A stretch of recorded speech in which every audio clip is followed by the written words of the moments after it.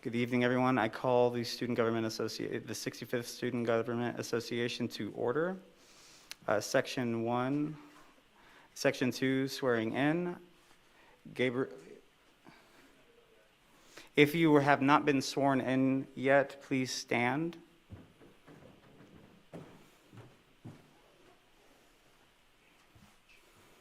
All right. Please raise your right hand, and if you accept at the end, please respond with, I do. Do you hereby swear that you will faithfully serve the students of Wichita State University, act in accordance with the Constitution of the student body, fulfill all duties and responsibilities of the office in which you are about to enter, and to the best of your ability, preserve, protect, and defend the Constitution of the student body of Wichita State University?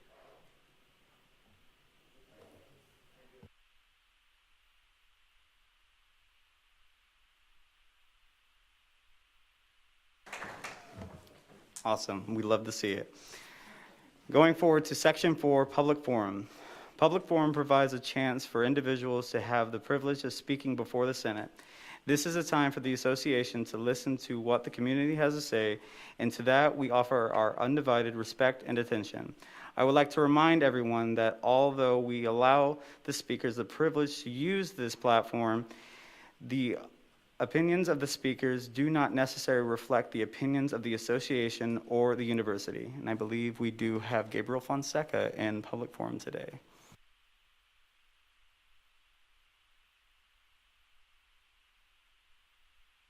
Thank you. Well, these do reflect the opinion, so I'm going to do that. Last session, the student government, throughout its end of the year process, nominates and elects a friend of the association.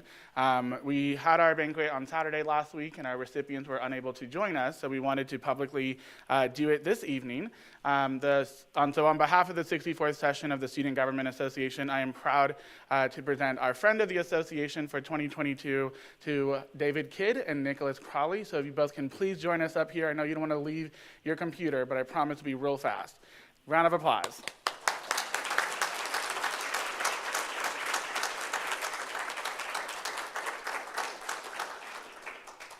We wanted to do this recognition to thank them for all the long hours that they have to spend prepping for Senate, as well as having to sit in the back and listen to probably all of this for now years and years at the time since we started live streaming our Senate meetings. So thank you both very much for all of your work and your service to the student government this year and probably from here on out as well. Cool, thank you.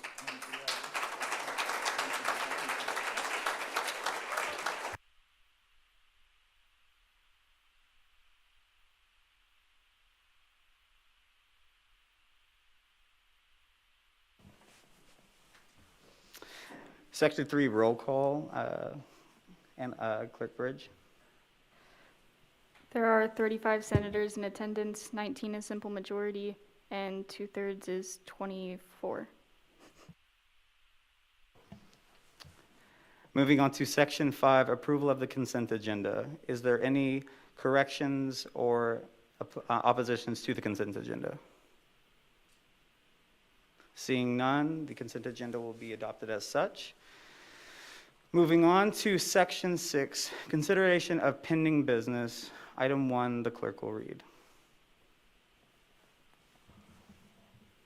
Okay, Section 6.1, or Item 6.1, final act on request to approve SB-65-001, the Fairness in Funding Act. Now, I have spoken with this is the second read of this bill, and I have spoken with Gabriel, and I have spoken with the author of this bill, and I'm going to ask him to come up to the front if there are any questions for him at this time. Because he was not able to be here last week, I will allow that in this setting. With that being said, I will now open up the floor for discussion on this item. Senator Balaji. For questions on this item. Yes.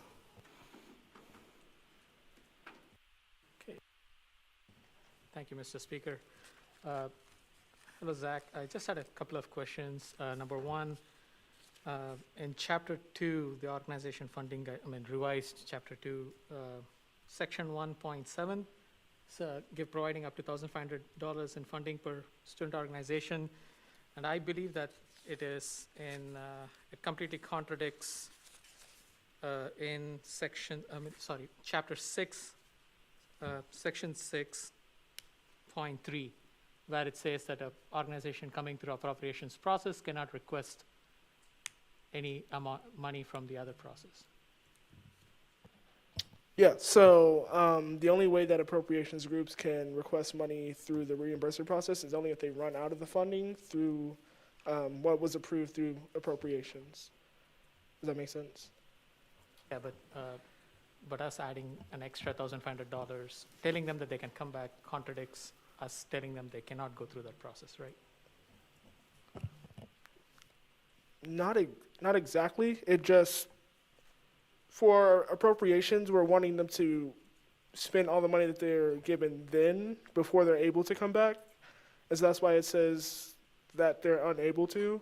Now, it also is up to the discretion of the Budget and Finance Committee whether or not they even hear the case or the request.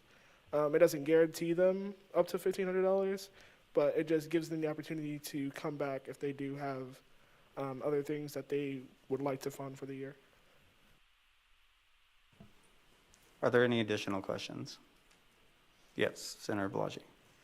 Sorry, so again, once again, in Chapter 6, Section 5, Guidelines for Funding, so I don't see the operational expenditures under there, under the point 2, while an organization coming through reimbursement process cannot spend their money on operational expenditures. Is that a willful, did we mean it to be that way, or? Sorry, could you repeat that? I was reading real quick. So the guidelines for the funding, it says the funding cannot be used for set of stuff. The operational expenditures is not coming under that, while an organization coming through a reimbursement process cannot use their funding for operational expenses. In fact, it's written in. Is that like is this omission deliberate, or? Yeah, so I believe it was our assumption that an organization wouldn't need operational expenses, but I wouldn't be opposed to that being added in underneath. Unless, Gabe, you have anything to add to that? So you're asking specifically under Section 5, 2, why we did not include operational expenses. So because we used to fund operational expenses for student organizations through the the regular organization process. They could apply for up to $500 to provide some additional organizational expenses. What we are eliminating, or what we're not prohibiting in this process for the organization appropriations, is that the intent is for them to build it into their budget request that they submit. There are just these certain, and I think that's 7 or no, that's whatever the number are, ones that they cannot apply for funding for. And so because there's not an avenue already in the organization appropriation process, we're not prohibiting the expense of organizational expenses. You just are building it into your budget that the organization is putting. Last year, they could not request the dollars. I don't know why, but they couldn't request those dollars. And still in the regular organization process, so the student organization process, they are still able to apply for organizational expenses. So there's no prohibition of it, because here we're not prohibiting that language at all. We're simply just saying, or right, because it's not on there, build it into your budget as a need that you have. You just can't request funding, or we won't approve funding for any of these items that are on this list. Just a point of inquiry. So you said the regular organizations can apply for operational expenses? So like both through the groups regular can. process? So technically in the organization process, it's a separate request. So it counts to their maximum dollars, but they go through a request for that. So for example, Rocket Club is a good example. Last year, in the past few years, they've requested funding for some of their organizational expenses that the organization has incurred for that past year. The problem was, or maybe not the problem, but the limitation was they can only apply for 500, up to 500 for the entire fiscal year. What we're trying to encourage student groups to do is to use the appropriations process, since that is a much different liberal process, because it isn't so restrictive, with the exception of the items that are on here, because then it's a year-long instead of on an as-needed basis. No, I understand that. I'm sorry. I think my point was not clear.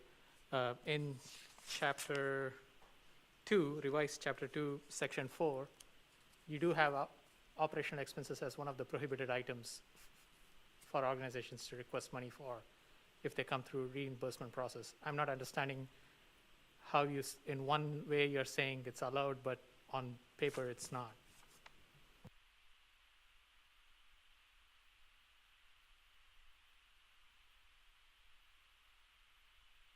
That might have been an oversight. Did we intend to do that, Zach?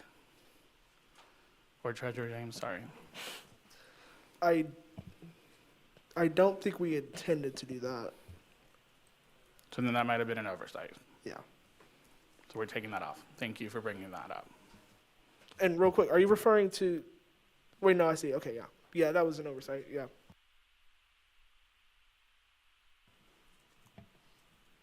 Are there any further questions? Just Yes, a couple Sen- of point of inquiries. Yes, Senator Uh, Balaji. So in chapter 4, section 4.1, it says the approved days of return listed above. Where is that above? I mean, I don't see any days listed anywhere before that. So if you can point to the exact point, that would be great. I mean, it's an inquiry. Yeah, so we're just using the same from chapter 1, overall eligibility of funds, as that 10 days prior. That's like a blanket 10 days that we're using. Chapter 1 is individual funding. Chapter 4 is organizational funding. I mean, it makes no sense. If you would like to amend it to add the 10 days to make it more clear, that's fine. But we intended for the 10 days to be used everywhere, and then Gabe has something. It's in the new chapter 2. So it's in chapter 2, section 1.1 talks about the 10 days prior. So that's when they have to submit it. And if you read the same clause that talks about the reimbursement, let me refer you to the line on section 4. Listed above should have just said the approved days of return from travel. So that's when they're returning from their travel, returning from their event. That's the 10 days listed in the original section 1 of the new chapter 2. So both processes are now being changed to 10 days instead of 45 days. Yes. So the 10 days to request and 10 days is when you're done with your event or travel to submit your receipt for reimbursement. Yes, Senator Balaji. So can you explain the section 3 in chapter 5? I'm not understanding it. It says that I have to get a permission from the president to spend less than $500?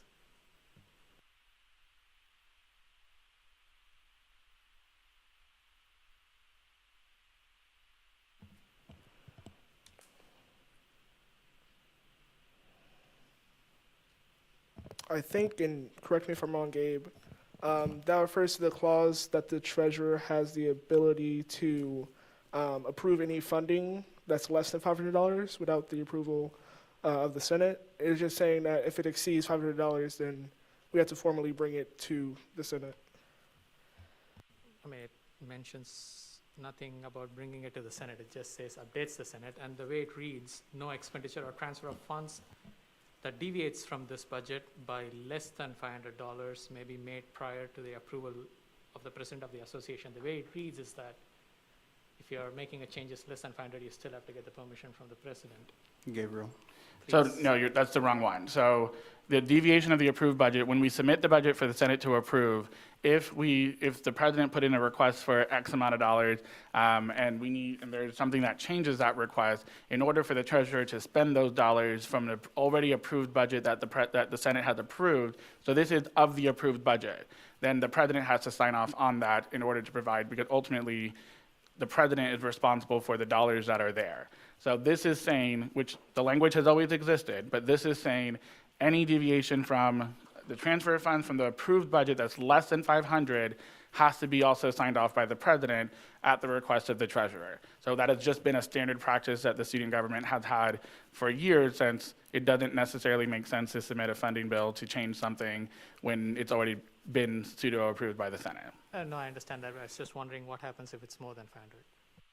Then that goes to the Senate as the, so our normal process, if it's anything that's not an approved number, then it has to be signed off by the Senate. But if it's already an approved number, then the Senate has already weighed in on the budget. which is what happens this summer with Legislative Council. Yes, Senator Balaji. So in Section 5, Chapter 6, it says all funding programs must be open and accessible to all Wichita State students. I think the ultimate aim is to bring all the organizations to the appropriations process. So if an organization goes and attends a conference, say, which we have funded last year, some of those conferences are not open to all the Wichita State students, so how do we handle that? You want me to take it? That's a sealed question. Yeah. So it's open. So right, organizations have to be open to all students. They may have membership requirements to be members, but right, conference is up to that organization when they submit those. So right, the entire budget of appropriations, the opportunity has to be present for all students to be a part of it. Ultimately, as they engage with the Budget and Finance Committee, which they'll do later this summer, then that's for them to defend that decision to the Budget and Finance Committee of saying, here's how this event or this conference or this travel is open to students in some capacity. So some of the examples of this year that we have funded in appropriations, some of the groups opened it to their entire membership and said, who wants to go, and provide that opportunity. So it's written in the sense of that students have to have the ability or the opportunity. Doesn't mean they're all gonna, right? There's no way we're gonna send everybody, but that is up to that organization as they make that decision. And that's a process we have right now with organization funding and the appropriation funding as well. One final question. So what does $6.75 per student per semester, what did it put in SGA coffers this year or previous year? What's your question? So what was the total funding which was received through the $6.75 per student per semester to SGA for appropriations process last year? I don't have that on the top of my head. Is it on the share drive somewhere? So the 6.75 was $6.75 was what the Senate adopted last year. We didn't get $6.75 to fund this program, so we've been suspending that clause every year because the resources aren't there. But the ultimate allocation that was given last year was $105,000, and we allocated about $97,000 of it. We don't close the books until later on this semester, so I won't know how much of it has been spent because they're still spending those dollars. I will say of the 27 groups, a good portion of them, 8 or 9, that's not a good portion, but 8 or 9 have spent all their dollars, which is a really good thing because first year we weren't necessarily expecting to see what would happen. But at the moment we've constantly suspended that clause because asking for $6.75 is about $250,000 a year. And because the resources aren't there, we've been suspending it for year to year. With that, thank you, Treasurer James. I'm going to be closing questioning at this time. Now, since this is the second read of this item, we will now be going into discussion on this item.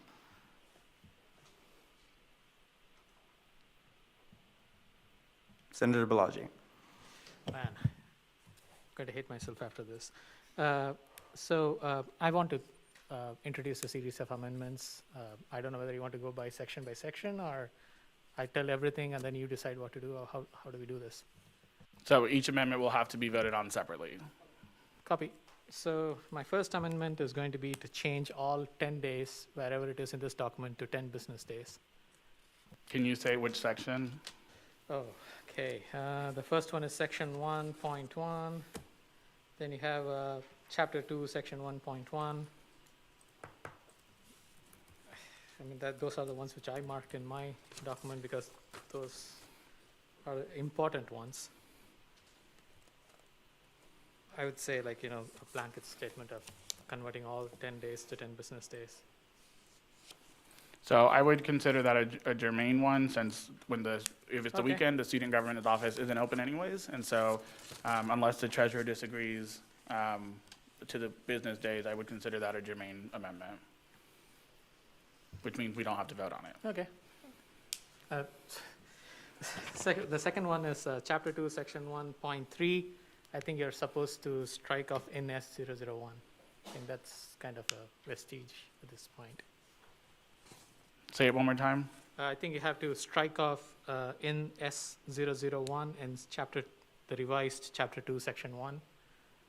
I think S001 doesn't exist. It is. It's a student organization statute. So, but then it was also striked in Section 2. Why is it striked in Section 2 and not in Section 1?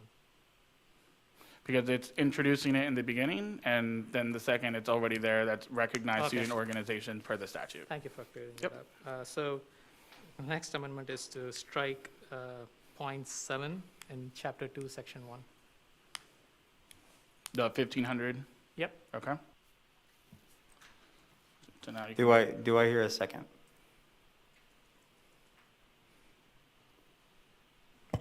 Could I get a clarification on why you want that struck? So you can't actually do Yeah, that yet, yeah. so it has to be seconded in order for it to be on the floor for discussion. Seconded by Senator Barlow. Since, can you now, Senator Balaji, explain your reasoning? Okay, so any organization that comes through the appropriations process has no funding limits, which means that they can ask for as much as they can. So for them to come back and ask for $1,500 more from a pot which belongs to the organizations, which comes through the reimbursement process, seems like an organization is double dipping for the money. So I do not think that's I just seem like we are rewarding a behavior of poor planning, so that's the reason why I want to strike it off. And so that we reserve money for the organizations which are coming through the reimbursement process. Does that clear everything up, Senator Barlow? Perhaps. I'm not totally sure yet. I will now yield the floor to Treasurer James.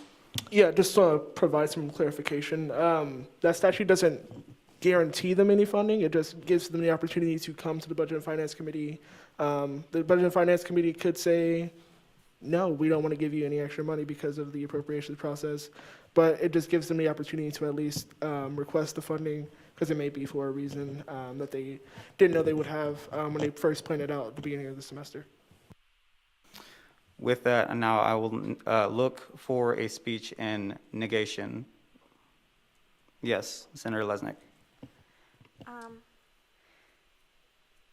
So I think that this is a great opportunity for organizations who specifically request smaller amount of money to get some extra help with some events that may come up later in their academic year, because sometimes there are conferences and events that come up, and there are tons of organizations who request fairly small amount of money from student fees.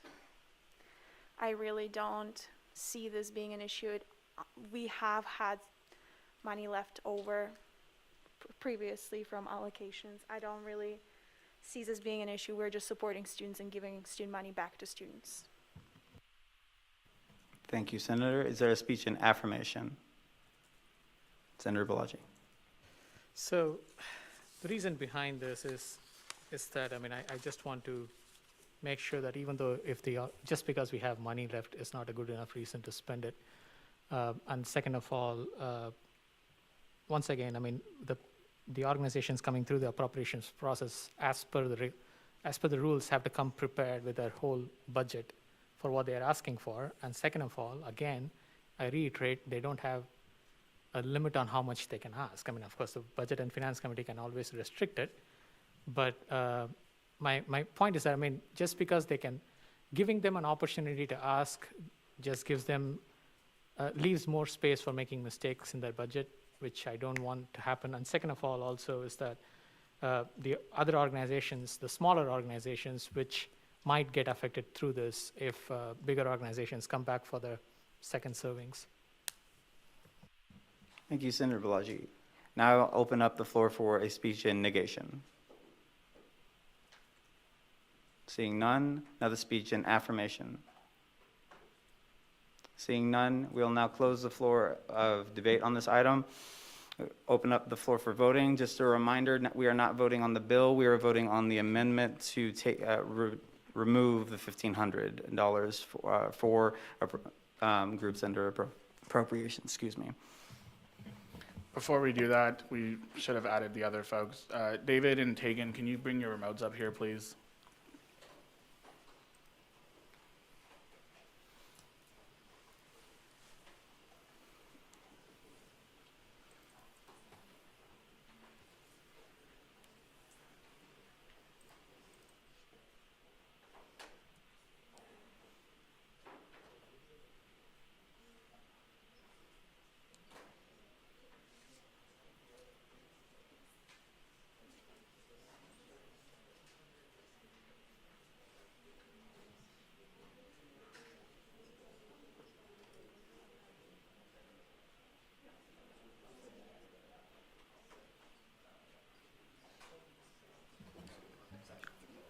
Cade. Yeah, can you bring yours up again? And Braden here? Yes. Sorry, those are the last two. Sorry. For some reason, it didn't register.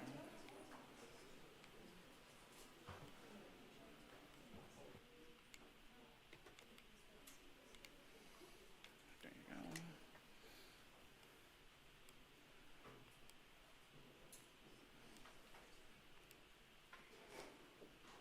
Okay, there you go.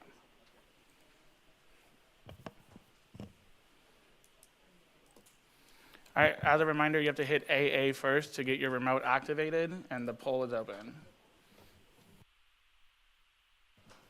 Just a reminder, A is yes, B is no, and C is abstain. So voting for A is voting to remove this from, or remove the amendment. Yeah.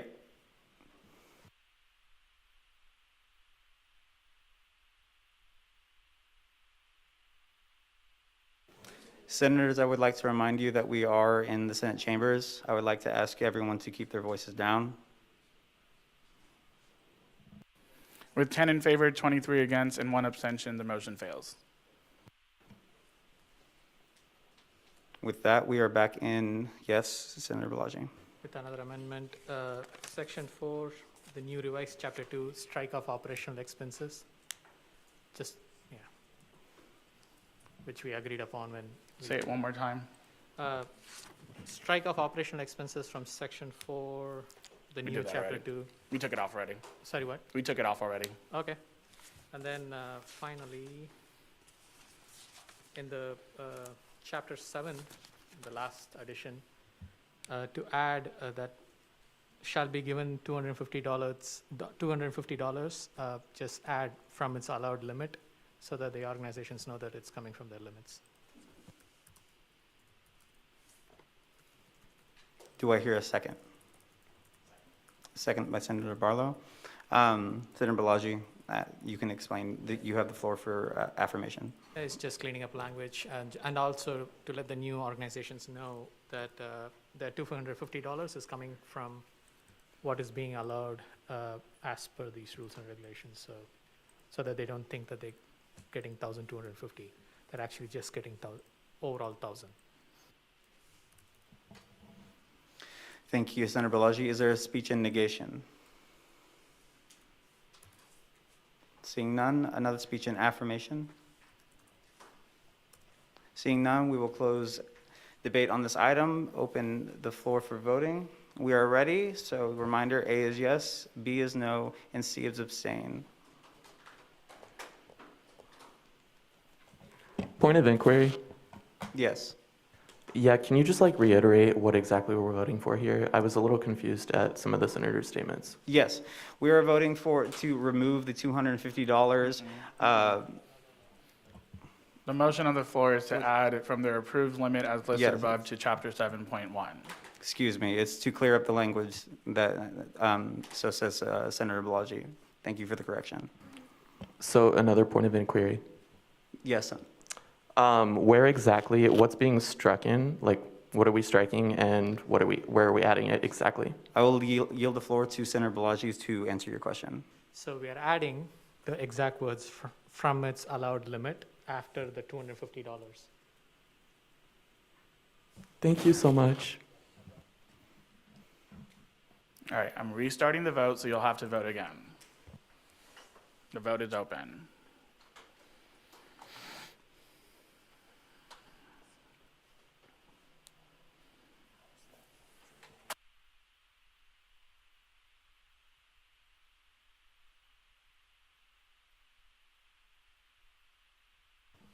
With 25 in favor, 8 against, and 1 abstention, the motion carries. With that, we will open now the floor back to, on debate on the item, on item 1 in section 6.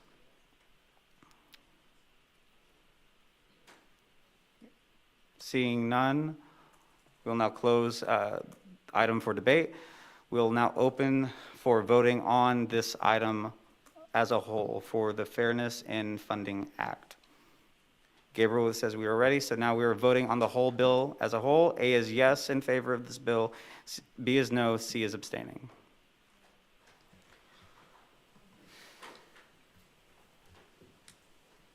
Oh, excuse me. I just have a little doubt regarding the funds that you're going to be allocate to the Student Government Association, and I would like to make a point clear that what are the funds are allocated and how it is dispersed to the student organization. It shall be in a documented format and should keep it as a public platform, and also make sure that Senator, right at this time right now, we are voting. If you have any further questions about this, I would encourage you to come up to me afterwards, and I will have Gabriel Fonseca and Treasurer James here so we can talk as a whole. Thank you.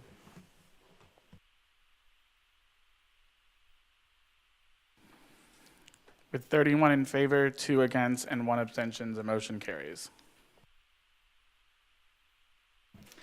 Seeing with that, we will now move on to item 2. The clerk will read. Act on request to approve SB-65-004, appointment of Alice Fitzgerald to be the Director of Sustainability. Would the author wish to speak on this item?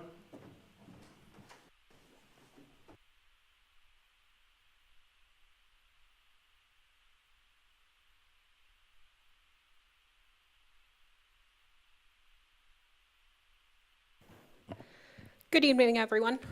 I am nominating Alice Fitzgerald to the position of Director of Sustainability.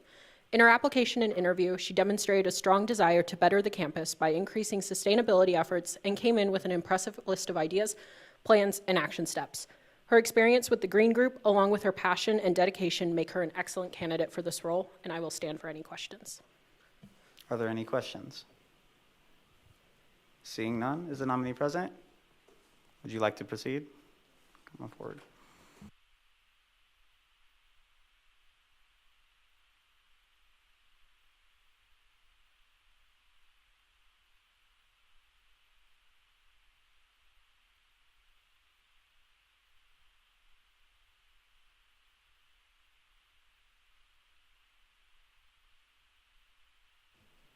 Is that good? Okay.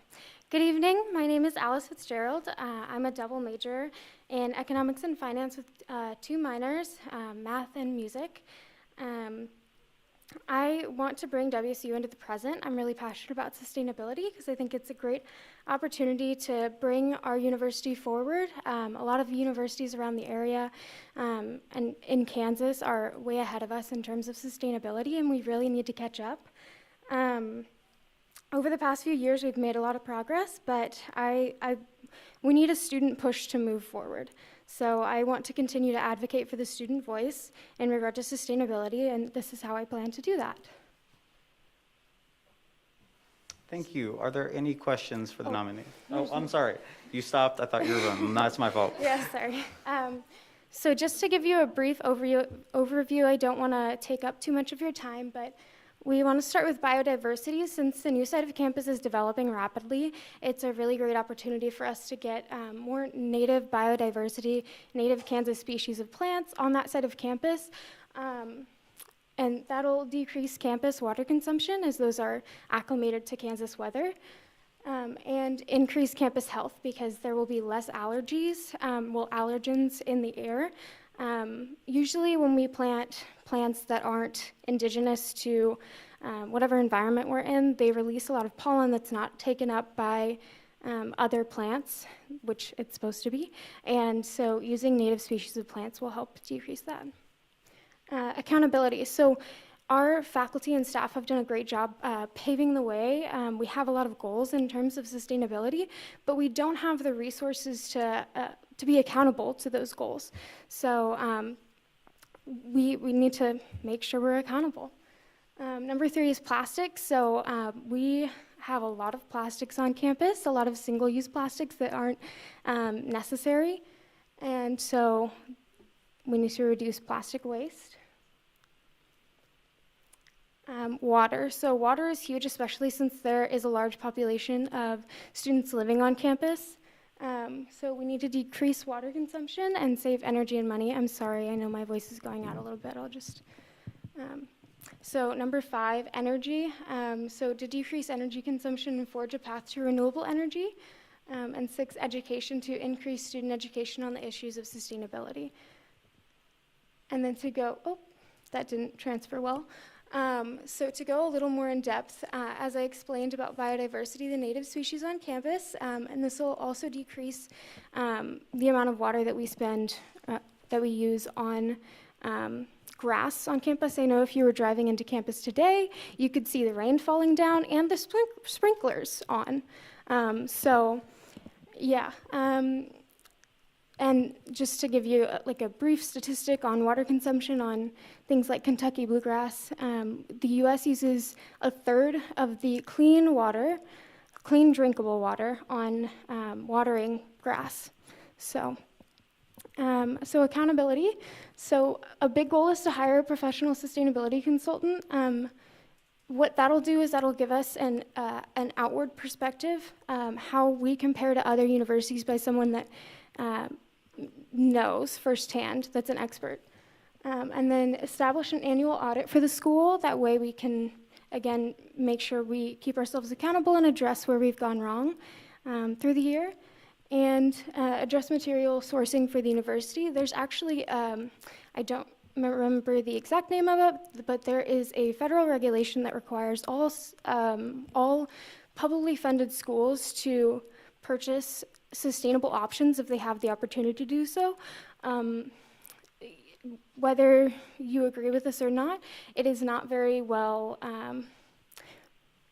how do I say it? It's not very well enforced. So the university, especially our university, I know doesn't do the best job of this. That's where we as students can say, hey, here's an opportunity for us to make a better decision. So, and then plastics. So I know you will notice in this room, we have 5 trash cans and no recycling bins. This is especially a problem at like catered events where we have tons of trash cans, and Chartwell's has done their part to make all of our plates and bowls and everything recyclable, but we don't have the recycling cans, so we're not thinking about recycling. So there's that, educational materials on recycling and disposal. So another thing is that people don't think about it very much. Like that example in a catered event, you may not know that your plates or bowls are recycled or are recyclable, and how to do that. So it's another opportunity. Remove single-use plastics on campus. I know that there are a lot of ways that single-use plastics can be handy, but starting by getting rid of things like a bag for every little tray you purchase at Panda Express is just a great way to kind of get us on the road forward. The Shocker store. So one of the initiatives that a couple different groups on campus have done is to start creating their own tote bags. And I know a lot of students like tote bags or just happen to have a lot of them. Using the Shocker store to give incentives for students to bring those reusable bags and to start thinking about how they consume plastic, and is another great opportunity. And then stop purchasing styrofoam. So styrofoam, other than it being a single-use plastic, is toxic. Usually it's toxic when it's heated up. And you might be thinking, well, I don't microwave styrofoam, that's not really a problem for me. Well, when it's disposed of, it's usually exposed to the sunlight, and then it releases pollutants that are toxic. So it's a problem whether or not you're microwaving it or heating it up. And, oh, that didn't transfer well either. Okay. So, like I said before, the automation of sprinklers is a huge thing. We are currently working with a company to get more insight into that, how we're using water irresponsibly, but it's still a problem. So then use campaigns to decrease university water consumption. So like I said, there's a lot of students that live on campus. There are different things that you can do to try to be more aware of your water consumption.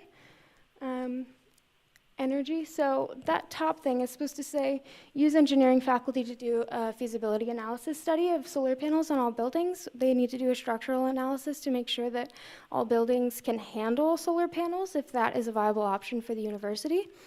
And then to work with the administration to write grants for renewable energy sources. So it doesn't have to be solar, it can be other sources of renewable energy, but we will save a lot of money by making our use of energy an internal, to make our energy source internal, we'll save a lot of money to decentralize that. And to offer more research opportunities to students. We are a wonderful university for engineering students, and this is a great opportunity for those students to get applied learning experiences and help the university. So, and then lastly, education. So, use sustainability-related holidays to increase awareness of sustainability concerns. Those holidays include Earth Day, Arbor Day. There are other national holidays that talk about awareness in recycling and disposing your trash, other things like that. And then use contests to increase awareness of sustainability issues. Other organizations have done this before, but to provide aid to more of those organizations and offer more of those opportunities for students to get involved and engaged. I believe that's it. Thank you. Are there any questions for the nominee? Yes, Senator Barlow. Do you have a candidate or a wish list for a professional sustainability consultant? I do not. It'll depend on what the university wants to spend on that and who we actually have actively available. I know that getting experts to help the university in my time in Green Group can be really, really difficult, but first we need a budget, and then we can find a viable candidate. Thank you. Are there any other questions for the nominee? Could you please tell me your action of plan? So how can you do this? Senator, I'd like to remind you, please let the speaker, let myself acknowledge you first, and then you can speak. I am acknowledging you now, so please ask, then you can continue with your question. Okay, so I'm acknowledging you now. So how can you, could you please determine your action of plan? So how could you do this? Yeah, so there's a lot of different ways. So for my first goal, biodiversity on campus, what we really need is we have a director of facilities, that is much more open to native biodiversity and ways to save water. So we really just need support from the students, right? A student voice, and to contact him with the power of the students and to express that this is what we want. We really just need to show our collective power for that one. Number two, so for, sorry, I don't have these in the same order on my, my version, but so for number two, for accountability, again, we need a little bit of money from the university and access to more administrators to do this. And then number three, plastics. So plastics is a big one. We will have to work with all the people that source from the university. That's Shocker Store, that's Panda Express, that's Chartwells, and we'll have to communicate with all of those people, and I've done that in the past. They really want to see that the students are behind this. At a lot of other large institutions, students are at the front of this, and we have kind of taken a back seat. And so, again, we just need to contact those people and show them that the students are behind this. For number four, water. So again, they're working with a company called WINT, and when I say they, facilities department is working with a company called WINT to talk about that water automation. That is kind of just we just need to wait on that a little bit and see if we can do anything to push that forward. And then use campaigns to decrease university water consumption. So campaigns can just be, let's put signs in the bathrooms that say, after you're done washing your hands, just shake to dry 10 times and then grab a towel. I mean, it's funny, right? But you would be surprised how much time and water and energy that you can save doing that. Yeah, there's a lot of different ways. part of what the university is doing at this time is not retrofitting, but as things start to break, they are replacing them with better options. It's kind of the best option that we have for that right now. For number, 5, for energy. So again, working with the engineering faculty, the Sustainability Steering Committee, which is made up of faculty and a few students. It's a lot of engineering faculty, and they are doing the work that they can, but they need support from the university to work with more of their fellow faculty members to show support for projects like doing that feasibility analysis. And then working with the administration to write grants. So we have a grant writer. What we really have to do is just push the renewable energy grants forward to the front of the line and offer more research opportunities. So that comes from Dr. Colleen Pugh. She does a pretty good job of this already. She's the dean of the graduate school and of research. So she does a pretty good job at this already, but just to show her that there are more students looking to do this. And Alice. then, yep. We're going to have to stop questions at this time so that we can continue with the rest of the agenda. I apologize. If there are any other further questions, please send them to me and or President Gallegos so that we can get them to her so we can answer those questions for you. So now I will be closing the questioning period on this time. You can leave or stay up here for debate. With that, opening up the floor for debate on this time, not debate, discussion on this time. Yes, Senator Van Dyke. I just want to speak in affirmation of Alice. Over my course of time as Student Organization Council Chair, I've worked very closely with Alice, and if I had to guess, about 90% of our conversations we had, she mentioned something in regards to sustainability, and she was very passionate about Green Group. She's very passionate about sustainability, and I think she's a great fit for the job to drive this effort forward. Thank you for that. Yes, Senator Owens, Victoria Owens. Hello. I believe we just witnessed how prepared and excited this senator or this potential candidate is to step into this position. So I'd actually like to motion to approve this using unanimous consent. With a motion with unanimous consent, is there any opposition?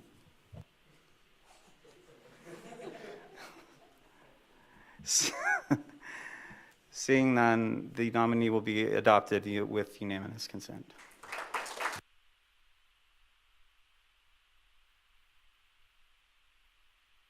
Next thing on the agenda, item 3, the clerk will read. Act on request to approve SB-65-005, appointment of Omarion Brantley to be the undergraduate student advocate. The author wish to speak on this item?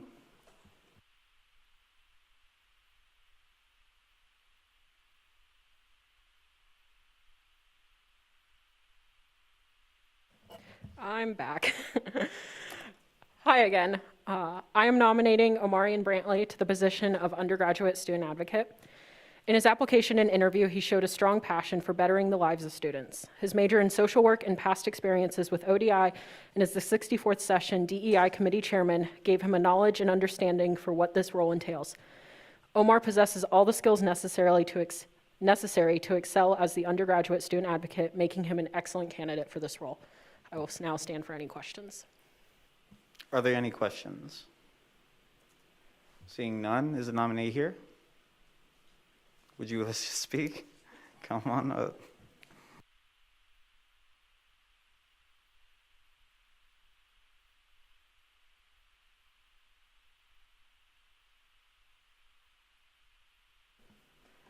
Hello, long time no see.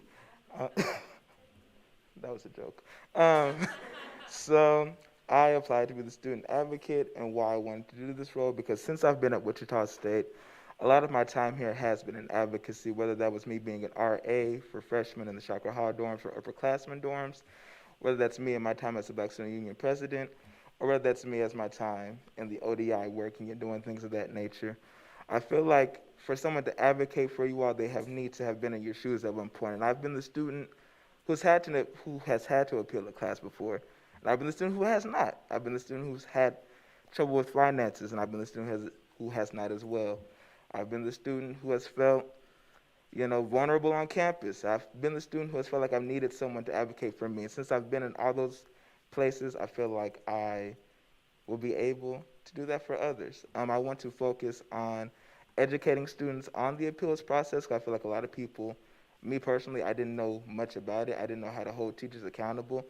And after talking with JD, that's not a bulk, but that is what a lot of students struggle with, is how do we hold professors accountable? How do we get knowledge on these processes and things like that? Another bulk of JD's stuff that she said that she got was parking. Now, that's a different beast, but I will try my best to see how I can tackle that. And of course, as always with everything I do, another thing that I will always advocate for is our diverse students in that population as well. And yeah. Are there any questions for the nominee? Yes, Senator Barlow.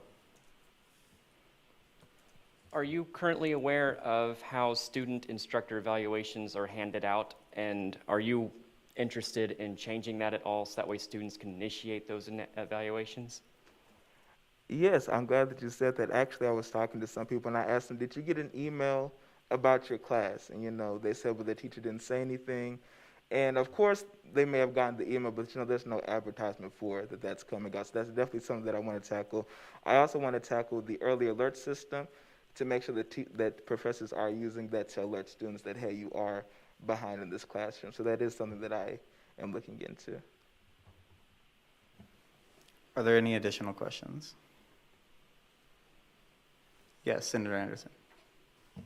I'm just curious if you have specifics at this point or a setup plan specifically with regards to student advocacy, with regards to issues with instructors. So with that, when I transition with JD, I want to see what framework that she has laid out for that and see where I can either alter, change, or keep going. So if I get her fingers crossed, once I meet with JD, I'll have a better idea how I would do that or what's already been done in the past. Speaker Kirk, I just want to clarify something really fast. The student advocate is not a policy maker. The work that the student advocate does is on behalf of the Senate when the Senate passes policies. And so I do want to just add that caveat that the undergraduate student advocate and the graduate student advocate are not policy makers. That has to be with the support of the Senate in order for them to do that. So as you develop other questions, just do keep that in mind, that the eventual person can't just go out themselves and do those things. They have to have the policy supported by the Senate in order to do that. Thank you, Gabe. Are there any additional questions for the nominee? Seeing none, thank you. You can stay or leave for debate. During this time, I'll open up discussion on this item. Yes, Senator Van Dyke. I have also had time to work with Mr. Brantley, and he is also he's somebody who transferred from I believe Emporia, and even then that did not stop him from being involved, let alone putting his name out there to let students know that he cares. As he mentioned, he's an RA. He's the president of Black Student Union. He's worked heavily in different offices and spaces. And I can definitely see his passion for the students, and let alone all students at that. Thank you, Senator. The floor is still open for discussion at this time. Is there anybody in opposition? In favor? Yes, Senator Berry. I've worked with Senator Brantley for a long time, and he really is always trying to fight for students and make sure that students are put on top. So in that way, I give him my full approval, and I think that you guys should vote for him. Thank you. Is there anyone in opposition? In favor? Seeing none, we will now, yes, Senator Harris, I'm sorry. I would actually like to move to pass this with unanimous consent also. With the motion to move with unanimous consent, yes, Gabriel So Fung. you're actually unable to do unanimous consent for the student advocate. So you have to actually take a vote to do it. With that, we will, if there are no further questions, I mean, if there are no further debate on this item, we'll close debate on this item, and now we'll go into the voting period at this time. Gabe is saying that we are ready. Remember that A is yes, B is no, and C is abstain.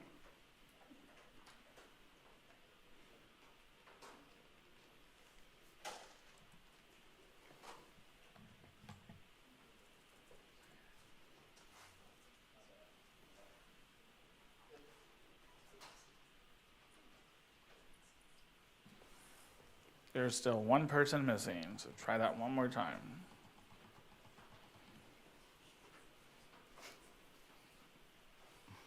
Okay, there we go.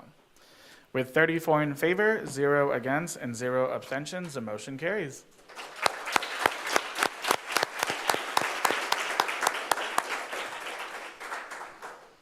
Moving on to item 4, the clerk will read.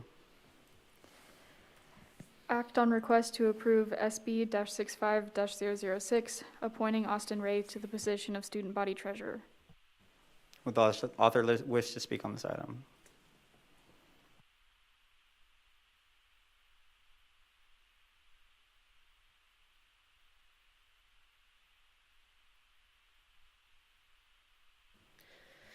I'm back. So I am nominating Austin Ray to the position of treasurer. In his application and interview, he demonstrated a strong financial understanding through multiple experiences, including but not limited to preparing yearly budgets, creating monthly P&L statements, and the collection, management, and distribution of funds. I was also impressed by his passion for transparency and financial literacy. Austin has strong time management, leadership, and communication skills, all of which make him an excellent candidate for this role, and I will stand for any questions. Are there any questions for the author? Seeing none, is the nominee present?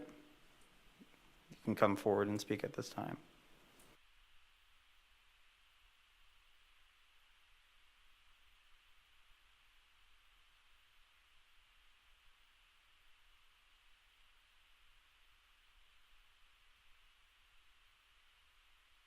Yes.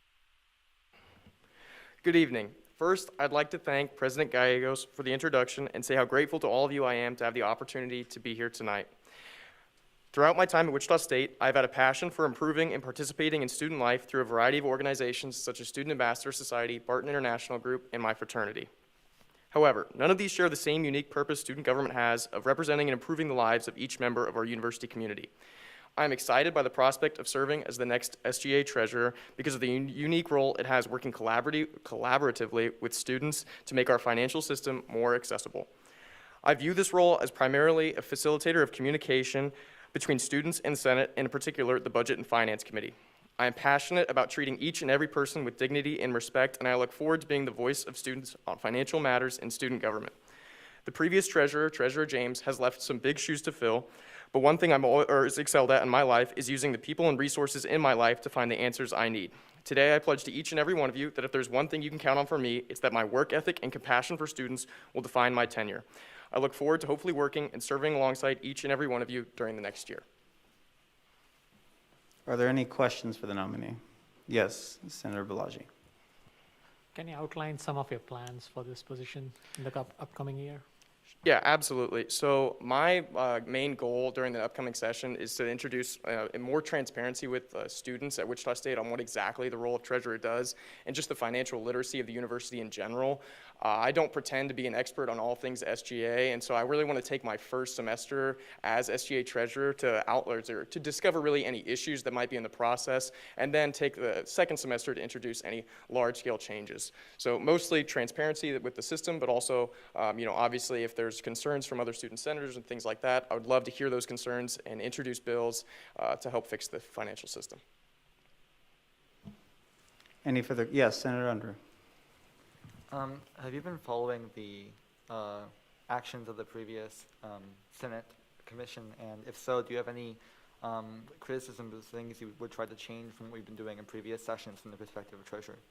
For the perspective of treasurer, not particularly. No, I don't have any large-scale criticisms. I haven't heard anything specifically. I tried and removed myself from most of that. The one thing that I would say is I think that the role of treasurer has a really unique responsibility as part of SGA to represent all students equitably and provide each and every student with financial literacy information, and to really, as I mentioned in my speech, the primary goal is to facilitate communication. So while I appreciate, like policy changes and things like that, I'm going to take my role primarily as connecting with students and then using that information and communicating it to the Student Senate so that we can get the most done possible. Yes, Senator Lesnick. Do you have any positions on curing student fees process? It's been kind of an ongoing project for our legislative branch for the past couple of years. So do you have any adjustments or additions that you would like to make to this process so far? Yeah, so kind of like I mentioned earlier, I'm going to refrain from making criticisms of the current system because I frankly don't have the experience with it to be able to do so. So what I really want to do is take that first semester to see if the changes that we just voted on actually tonight are working, and then make appropriate changes in following semesters. I don't feel like it would be appropriate to make criticisms when we haven't really seen the results of the new system yet.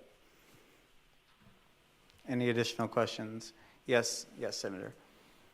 What are your plans for agency funding in the next year? For agency funding? Yes. So as my understanding of the role of SGA treasurer, I'm primarily responsible for the appropriation of student fees and things of that nature. So in fiscal year 2023, I believe the new changes are that we are going to be breaking into a three-year cycle system where we go, I can pull it up, or which exactly the student organizations are.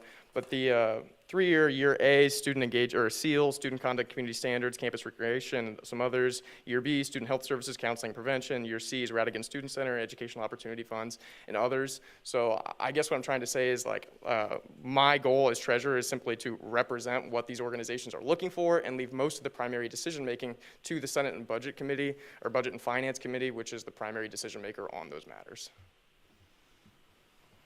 Yes, Senator Thompson.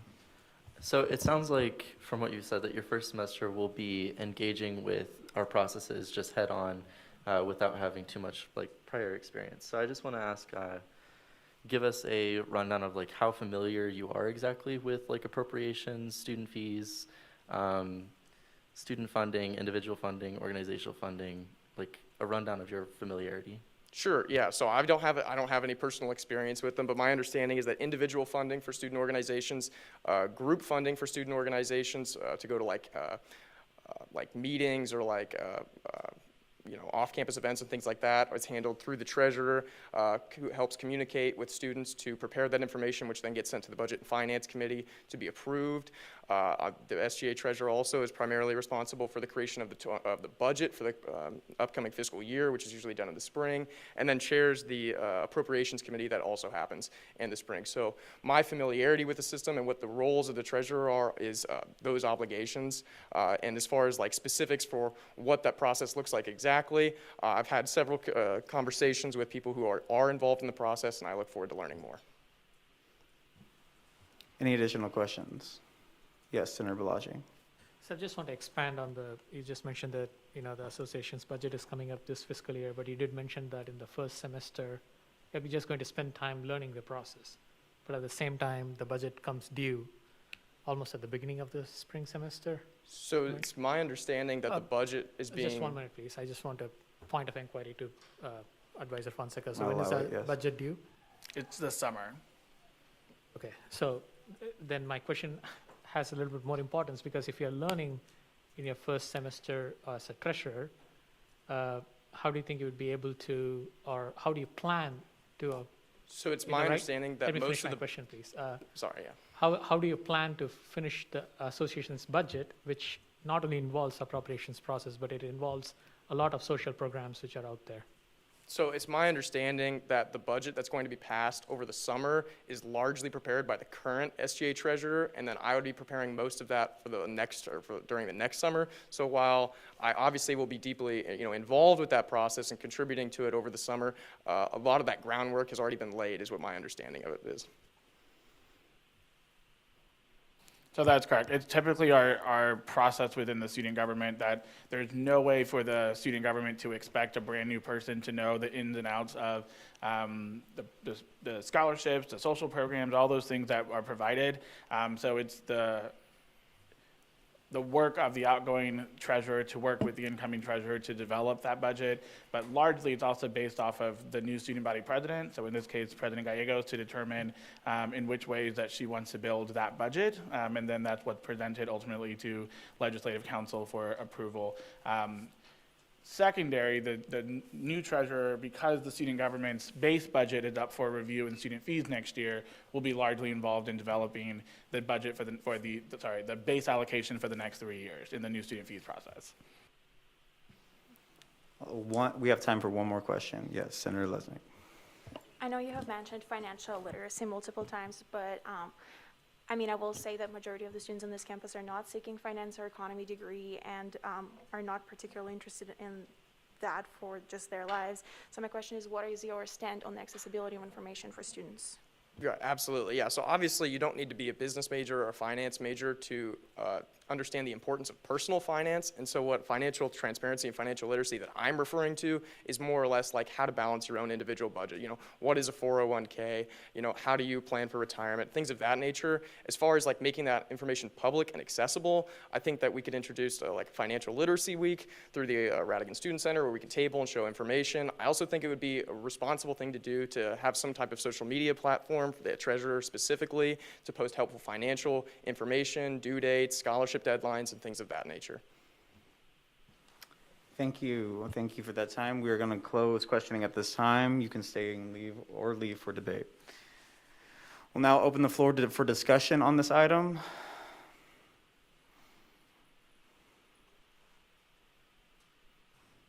Seeing none, yes, Senator Lesnick.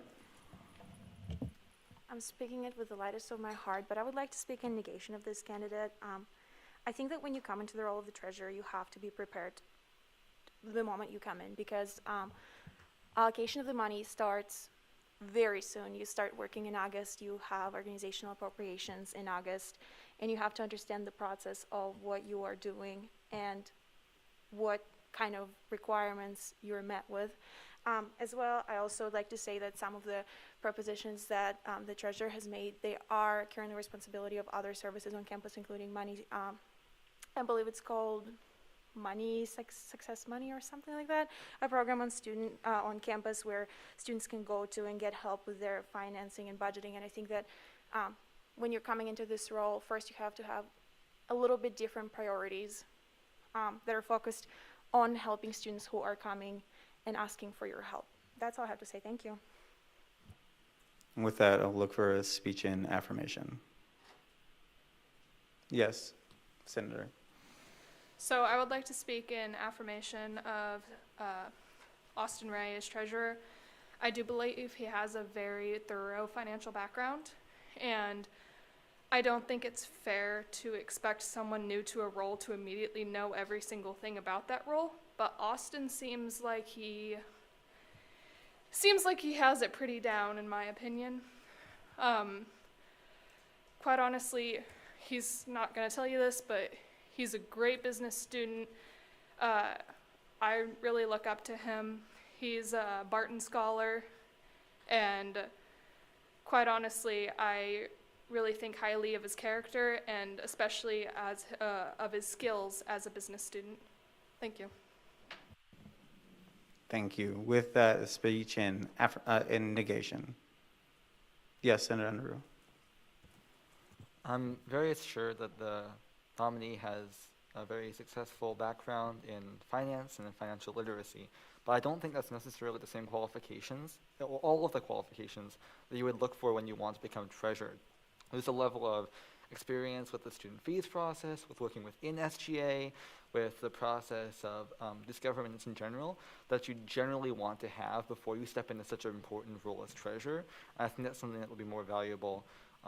Even with all the financial literacy that they have, I think maybe if they spent a Senate session in the Budget and Finance Committee or doing some other position within SGA before stepping into the treasurer role, I think they'd be a much better pick for this position. Thank you. Is there any speeches in affirmation? Yes, Senator. I would like to speak on behalf of working with Austin for, well, relatively a year now with an SAS Student Ambassador Society. He has always been there to make sure that everyone knows what's going on, helping with events. And I don't know if you know what Student Ambassador Society is, but it's an organization where we talk to prospective students all around the state, the nation, and honestly around the world to try and get them to come to the university.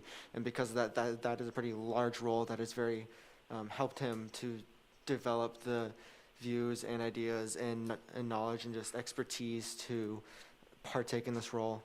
And I believe that he would be great for it. Thank you. Thank you. With that, we will are open for speech in negation and in affirmation. Yes, Senator Anderson. I'm just going to state some observations I have from the previous speeches. It seems that we have 2 speeches in affirmation from people that personally know the nominee, and we have 2 speeches in negation that seem less familiar. Speaking in affirmation for the candidates, keep it germane to the specific person. My apologies.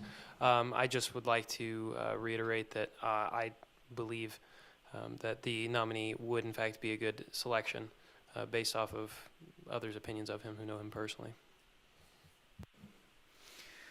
With that, is there any more speeches in negation? Now in affirmation.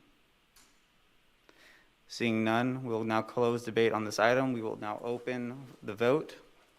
We're ready. Remember, A is yes, B is no, and C is abstain.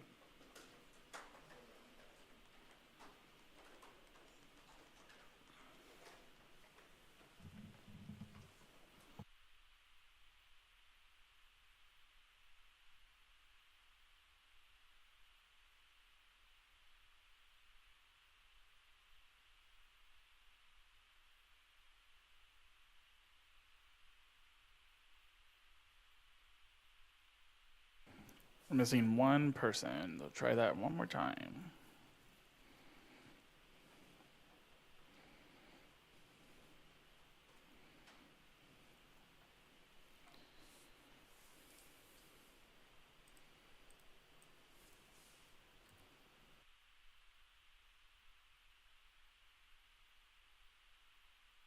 With 16 in favor, 16 against, and 2 abstentions for failing to secure a 2/3 majority, the motion fails.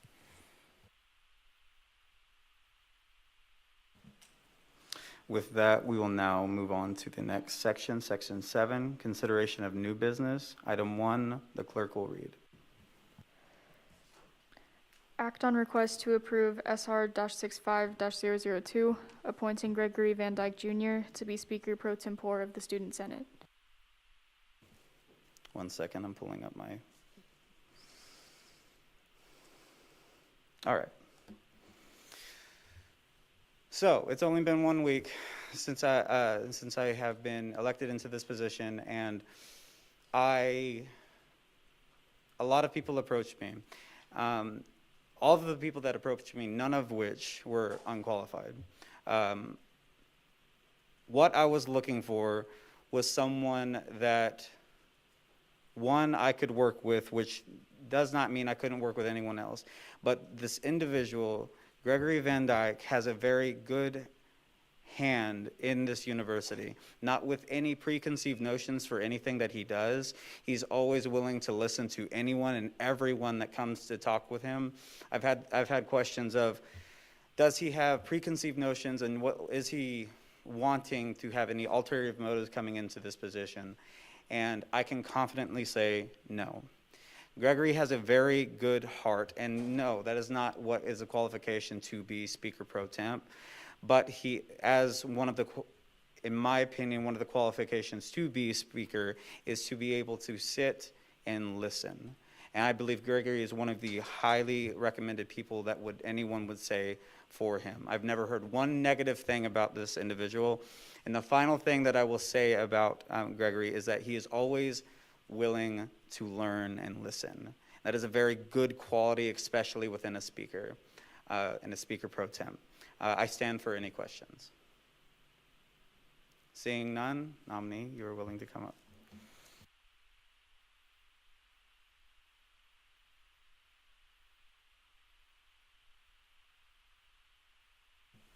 All right. Good evening, Senators. I understand I am standing before you as a new senator and still fairly new to SGA, but I also stand before you as a person who offers a new perspective. When the idea of being Speaker Pro Temp arose, I was instantly on fire and ready to pick up the mantle. I am someone who is passionate about all students. I'm driven to see my work and my efforts through, and I'm eager to bring about a positive change here on Wichita State's campus for as many people as I can. While I am still new, with your vote, I'm very eager to pick up this role to get the job done. I will work very closely with Speaker Kirk, as well as each and every one of you, to see this great success of this branch through. I'm also very willing to learn, to grow, and to seek differing perspectives to not only be a better Speaker Pro Temp if I was to get the position, but a better senator, a better student, and overall a better human. I thank you for your time, for listening to me, and I'm truly looking forward to seeing what great things are in store for the 65th session of SGA legislative branch, and I will stand for questions. Are there any questions for the nominee? Seeing none, you're welcome to stay or leave for debate. At this time, I'll open up the floor for discussion on this item, if there is any. Yes, Senator Berry. Personally, I would like a senator to be Senator pro tempore, who's a little bit more seasoned as being a senator, since Senator Van Dyke has only been a senator for a short amount of time. I think it would be better suited to go to a member who's been in for a little longer and knows his way around the Senate chambers. So that's a speech and negation, by the way. So in speech and affirmation, I would like to give some clarification. That is a fair point. This is his first session. Mr. Speaker, typically you have to wait until the end to speak again. You are correct. I apologize. And I saw that Senator Wrongish had his hand up, so I acknowledge Wrongish. Yeah, so I actually met Senator Van Dyke before college at the DSI? I think that everyone in the room kind of knew as soon as he walked in that he was kind of a special character and always carries himself with the utmost respect for everybody, and I've never really known him to be anything but well-prepared, respectful, and a quick learner, it seems, which is why I think that even though the criticism of the amount of experience is very valid, I think that the benefits of having someone who's passionate and a quick learner is also something to consider in affirmation, obviously. Is there a speech in negation? Now in affirmation. Yes, Senator.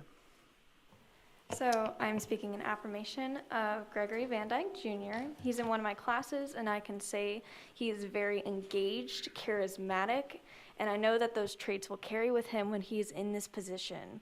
He's unique, he respects guest speakers, classmates, and actively listens to anyone and everyone, and I can confidently say he will be successful in this role.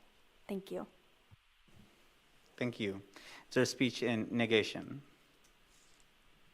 In affirmation? Yes, Senator Iris. Gregory Van Dyke Jr. I will be speaking in affirmation of him. In any role that Gregory Van Dyke Jr. has been placed in, he excels his potential every single time. I've worked closely with him as I was the marketing for him as he hosted, directed, and participated in the BSU Gospel Explosion. He is very articulate, and in the event that Speaker Kirk cannot be in attendance, I know and I believe that we are in great hands. Thank you. Is there a speech in negation? Speech in affirmation? Seeing none, I would like to address some concerns that were brought up. It is a fair point to say that Senator Van Dyke has not been a senator for even 1 year. That is fair.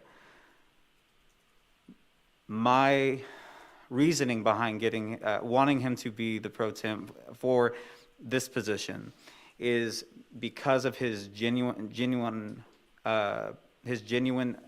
character to anyone.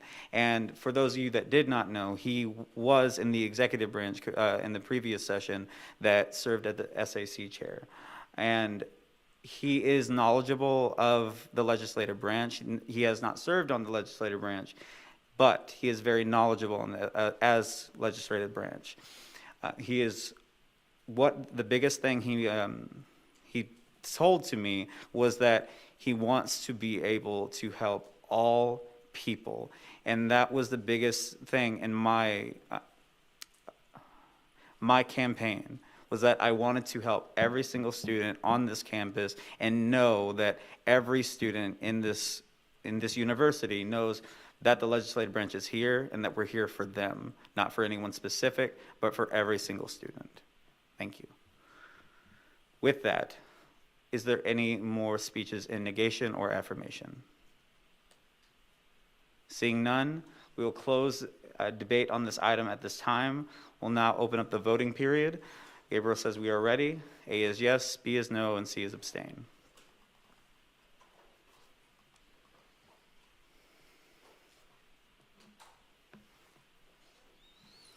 With 29 in favor, 3 against, and 2 abstentions, the motion carries.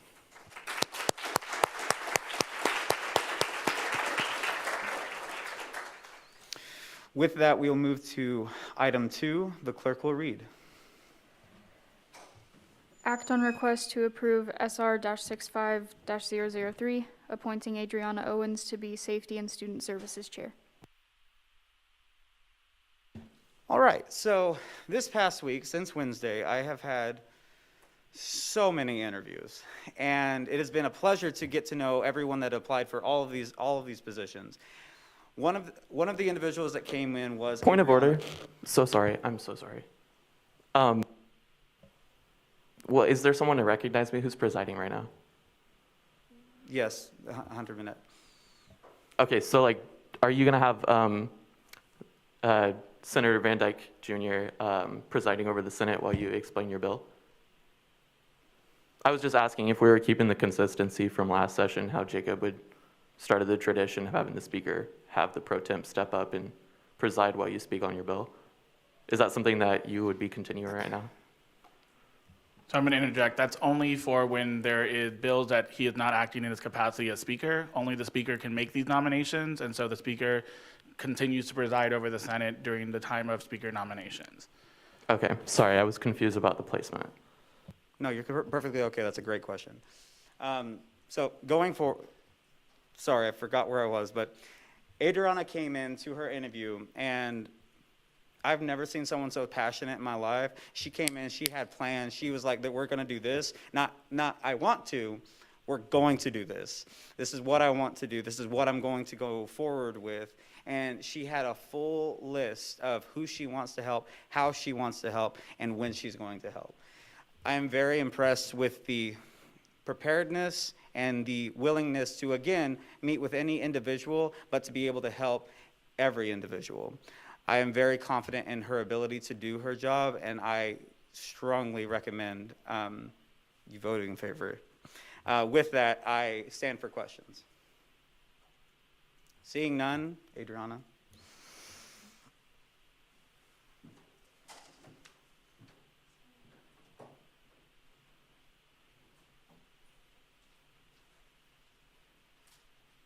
Hello, everyone. For people who don't know me, I see a lot of new faces. Hello. I'm Adriana Owens, and in the 64th session, I served as an at-large senator, and will continue to do the same in the 65th session. I worked as pro tem for the previous Safety and Student Services Chair, and this experience helped assist me to do a lot of learning for this specific experience and what is expected to me if I get this position. I am passionate about my role as a senator and we'll carry this over if selected to head this committee. In this session, it will be a priority of mine to continue expanding our public relations so we can reach every student on campus. This includes looking to our campus's ADA compliancy issues, as well as decreasing tensions between the UPD and the students here on campus. Our committee also falls under the jurisdiction of the RSC. I would love to work more with Alice Fitzgerald about sustainability, because I think that's really an important issue on campus. And finally, I want to help expand our Wellness Week to a long-standing partnership of activities such as tabling, paneling, and much more. It's my priority overall to assist each and every student to be the most effective advocates for themselves and others, and help prepare senators to become leaders of this body in their own right. I'm open to questions. Are there any questions for the nominee? Yes, Senator Anderson. Yes, you mentioned tensions between students and UPD. Could you just elaborate on what tensions you're referring to and how you plan to reduce those? Right, it's not a new thing that a lot of minorities on campus may feel unsafe regarding campus UPD, and what I want to do is just to make sure that we are keeping consistent with things like there is currently a UPD type of panel they go through where they go through each and every system of bookings they do. For example, this goes with parking, anything crime-related, and I want to help make sure that we are keeping consistent with what they are putting on that specific document, and help advocate for our students to make sure those aren't underreported or not put on that document. Thank you. Are there any other questions for the nominee? Yes, Senator Balaji. So the current administration is really focusing on the safety of the students on campus, and forgive me if I missed something, but I don't know whether you mentioned anything about safety of students. Can you please reiterate what your plans are to make this campus a little bit more safer, and whether you have had any conversations with the administration regarding this? And of course. Obviously, it's the campaign for the current president to look into safety. So I want to go into a partnership with them specifically to see what we need to do in terms of the blue lights we have on campus, as well as to look for more things like self-defense weapons, what we are allowed on campus, and help advocate for students so they know what they're allowed to and not allowed to carry, as well as look into self-defense classes for women only, and then of course everyone. And that can be another partnership so we can help increase relations with UPD. With a follow-up. Or like a statement to the nominees that international students cannot carry anything with them. So when you're pursuing that idea, please make sure that you're inclusive of everybody on campus. Of course, I would have to say that whenever I was in discussions with UPD about what we were allowed to carry and looked at the specific bylaws of what we're allowed to carry, international students are barely even mentioned. So I think talking and having discussions with UPD about transparency for those issues is really important, and I will look into that. Thank you. Any additional questions? Yes, Senator Minette. So in the spirit of transparency, this was something I brought up about a year and a half ago. I was wondering if you thought there's any role to play for Safety and Student Services in looking into the issue of why there's not an officer identification number on tickets that are issued to students, and whether that's something that would help or hurt the entire process overall. I think I'll definitely look into that. I don't specifically know too much information about that, but I think that's something that I can talk with you later about specifically, because that's concerning, so we should look into that. Are there any additional questions? Yes, Senator. So I'm an international student myself, and I believe a lot of international students doesn't know about conceal and carry, and what if there's a shooting going on. Would you have any plan educating international students about it? Definitely. After we get more information about what the rules are, I think that we can definitely go to have informational sessions and even go to clubs specifically designed for international students. I also think that's very important because there are alert systems on our current campus, and a lot of people don't know the process it takes to have that be an alert versus a rave alert versus other things. And I think that kind of transparency is very important for students, so I will definitely advocate for that. One more question. Yes, Senator Barlow. outside of your capacity as SGA, have you had any interactions with UPD, positive or negative? Other than talking with them, just about like what the process is for them getting hired, what the process is. And I do this outside of my capacity as a senator just because I care about that kind of stuff. I haven't had any specific experiences that were particularly negative, but I know that as a white person, I don't always have those experiences, so I need to make sure to broaden my horizons. And I've heard some concerning things from other individuals. With that, thank you. We are now closing for questions. You can stay or leave for debate. At this time, we'll open up the floor for discussion on the item. Yes, Senator Unruh. So I was in the Safety and Student Services Committee last session. I've known Senator Owens for a number of years, and I can reaffirm that she is exceptionally qualified for this position. She came in even a week after being appointed to the Senate last year, a whole document full of things she wanted to do. It's absolutely insane. I came in at the same time as her. She's making me look bad within the committee because she's doing all these things. But she is exceptionally qualified, and I'm so excited at the potential of her being in this position because of all the good she can do for the students at Wichita State University. With that, is there a speech in negation on this time? Affirmation? Yes, Victoria Owens. Hello, wonderful people. As many of you know, that is my twin sister, but I would like to speak in my capacity as a senator rather than her sister to separate ourselves. So obviously I've known Adriana for a very long time, but I'd like to talk about the experiences I've had with her regarding Senate in general. I started off in Senate completely confused because I started after her, and she was the one who quite introduced me to Senate, and I sat on her committee for the first couple of weeks before I was transitioned into the academics committee. And just the amount of knowledge and grace in which she explained the situations and any questions I had was exceptionally handled, and beyond that, she was always willing to. We do email regularly as a way to maintain that kind of like separation between, living together and being senators. So she was always willing to, email me about any situation I had or any questions. And I don't think she mentioned, but she was the pro temp of her last committee, of the committee she is being nominated for now. So she is exceptionally qualified in this role. But beyond that, as a person that has seen her outside of Senate, I have never witnessed someone with as much desire to do good and to really get things done. She'll come up to me like 2 a.m. being like, I have this potential thing that might sound crazy, but I really want to do it. So I've literally never met someone who is as hardworking and as, just so qualified for this role. So I urge all of you to vote in favor. With that, in the essence of time, since we have a considerable amount of appointments left, I'm going to close debate on this item. We will now open up for voting on this item. We're ready. Remember, A is yes, B is no, and C is abstain.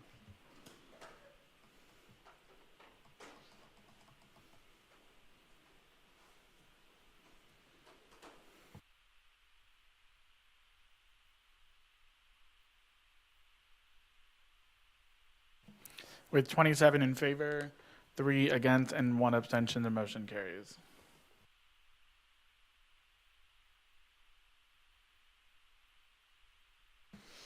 Continuing to item 3, the clerk will read.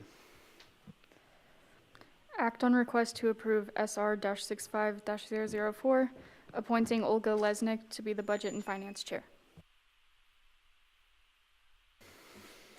Hi. So, going forward with this was another one that was, this was a really hard one because a lot of people were very qualified for this one. For those of you that did not know, in the previous session, I was the Budget and Finance Chair for the 64th session, and Olga Lesnick was my pro temp. Now, if you're wondering, is that the reason I picked her? No.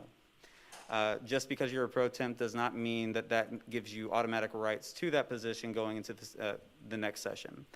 The reason I was comfortable and I wanted to pick sorry, that was the last bill, Olga, was because of the fact that of her complete, true passion, but not just that. Whenever we have, in the Budget and Finance Committee, we have individual funding and organizational funding almost every week. And within this process, you need to be able to have a complete, unbiased opinion and hear the whole situation out, hearing why they're wanting the money that they're wanting and what they're wanting to continue with doing. They need to be very knowledgeable within the student fees process because they chair they don't chair it, they are a seat on that committee. And going forward, they help with appropriations. Anything that the treasurer does when it comes to committees and allocations to students on campus, the Budget and Finance Chair is there as well and works alongside the treasurer. I am very confident with Olga's ability and her genuine fairness with everyone on this campus. One of the concerns that was brought up last year was we can't just give money just to give money. And that is not one thing that Olga does. She will not just give money just because you ask. She will allocate money when it is needed. With that, I stand for questions. Seeing none, I ask for the nominee, Olga, to come up.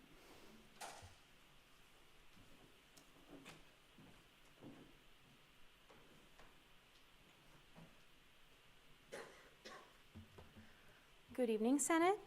First, I would like to express my gratitude to Speaker Kirk for his kind words and for the Senate for their consideration of my candidacy. My name is Olga Lesnik. I am currently a second-year student studying health management with concentration in public health. As well, I also have a university honors minor in law and public policy making. I would like to serve as Budget and Finance Chair for the 65th session of Student Government Association. And some experience I have acquired in the past for this role includes serving 2 years for SGA, first on Government Relations Committee, and in the most recent year, I have served as Health Professions Caucus Leader and Clerk and pro-tempore for Budget and Finance Chair.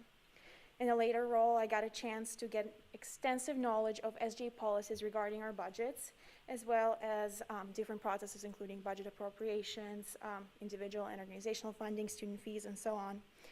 I was lucky to get to know about those processes as well as a variety of different student organizations and individuals and their unique financial needs, which I plan on applying this knowledge in my upcoming term as a senator. Besides my experience serving the student body, I also have taken many courses focused on development of practice of leadership and administrative skills, which often includes financial management, and this is going to be a helpful tool in my work as a senator and will assist me in providing the most effective communication and work with my constituency and my committee members. Additionally, I have experience serving as Director of Recruitment for Honors College, and as a part of this position, I led a group of over 20 ambassadors in connecting and encouraging enrollment to prospective students. My work has been recognized by our admissions office on campus, and this position asks for outstanding skills in time management and organization, which I have been able to successfully fulfill this year. Lastly, my work for pay experience includes working at Klanda Osterman LLC, which is where I work as legal courier and assistant. As well, I'm an honors admissions and website update assistant, and recently I have been able to get an internship with the University of Chicago in environmental health research. All of those experiences helped me to establish and strengthen my character by allowing me to practice proactive leadership, accountability, and responsibility.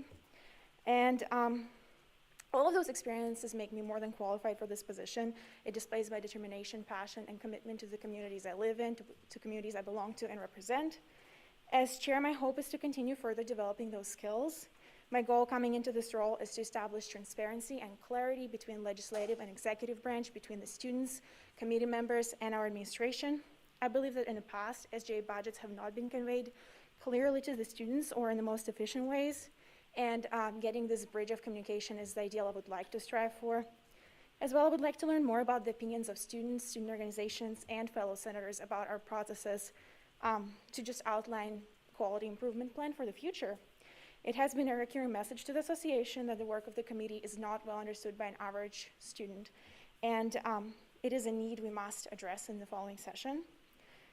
Another initiative I would like to work on is simply to give an opportunity for my committee members to practice leadership, and whether it is through writing legislature or just talking to the student body and communicating with them. Also, being a member of 63rd and 64th session of student government has been one of the most rewarding and educational parts of my academic career so far. I have gained a number of new perspectives and capabilities, and I really would like to apply those and give back to the community that helped me to grow so much as a person, and do this once again and serve our community once again, but this time with more responsibility. This challenge will make me a better professional in the future and allow me to reciprocate the trust that the student body has put in me thus far. And that is all. I stand for questions. Are there any questions for the nominee? Yes, Senator Balaji. Can you shed some light on what do you mean, how you would achieve transparency? I understand that you talk to people, but besides that, like what other plans have you got to increase transparency in the budget process? That is an awesome question, and this is something that I actually have discussed with Speaker Kirk, and I'm planning to discuss with our future treasurer, because I think that this has to be a decision made between all of us. But the idea right now is to have a running budget Excel sheet and just keep it updated for the committee, as well as I've talked about adding those numbers in some form to our newsletter that we send out, I believe, monthly as an SGA update. Of course, those are work in process, and I can't promise that I will be able to implement this because it is not solely my decision, but this is something that I would like to work on and definitely want to focus my attention on this year. Any additional questions? Yes, Senator. Hello, Olga. So you are trying to, this is a new position for you that you have been trying to get as a chair. So do you have any prior experience for this chair that you've been nominated for? Yeah, I've held some leadership positions in my past, including, as I mentioned, Director of Recruitment for Honors Council. As well, in my jobs, I have been a trainer before, and I have held other leadership positions, as well as took a lead on projects that also include numbers.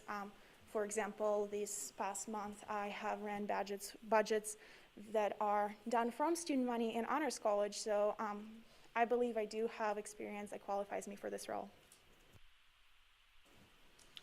Are there any further questions? Seeing none, thank you, Olga. You can leave or stay for debate.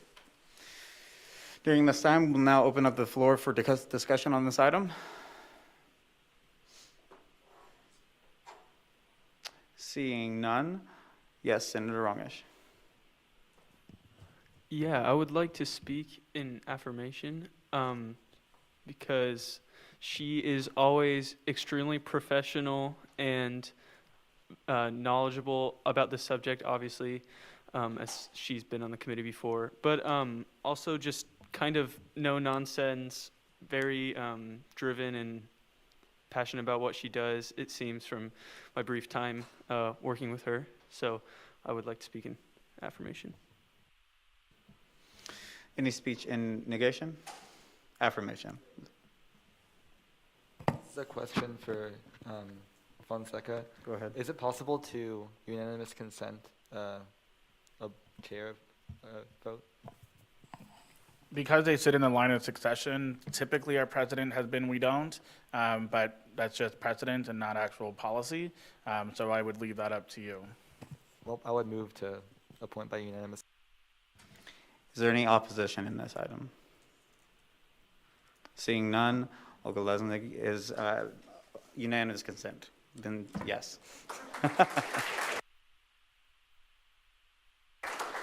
With that, we move to the next item, item 4. The clerk will read. Act on request to approve SR-65-005, appointing Mackenzie Lane to be Academics Affairs Chair. Okay.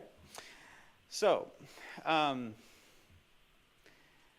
this nominee is extremely passionate about this position. Now, I can say that about every single individual that I'm about to talk about tonight, because it's not an exaggeration, it's actual facts. Every single nominee that I'm going to talk about is very passionate about what they're wanting to do and what they are going to do.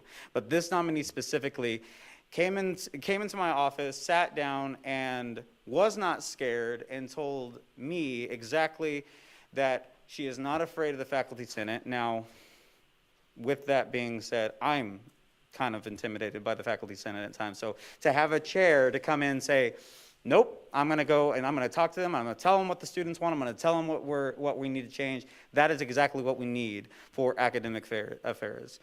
Going further, for some backstory on her, she was the pro temp for the chair in the previous session, in the 64th session. She is very knowledgeable about how to get feedback from students on exactly what they are struggling, what we are struggling with as a whole, and she already has so many plans going forward. With that, I will open up for any questions. Seeing none, I open up for the nominee to come and present.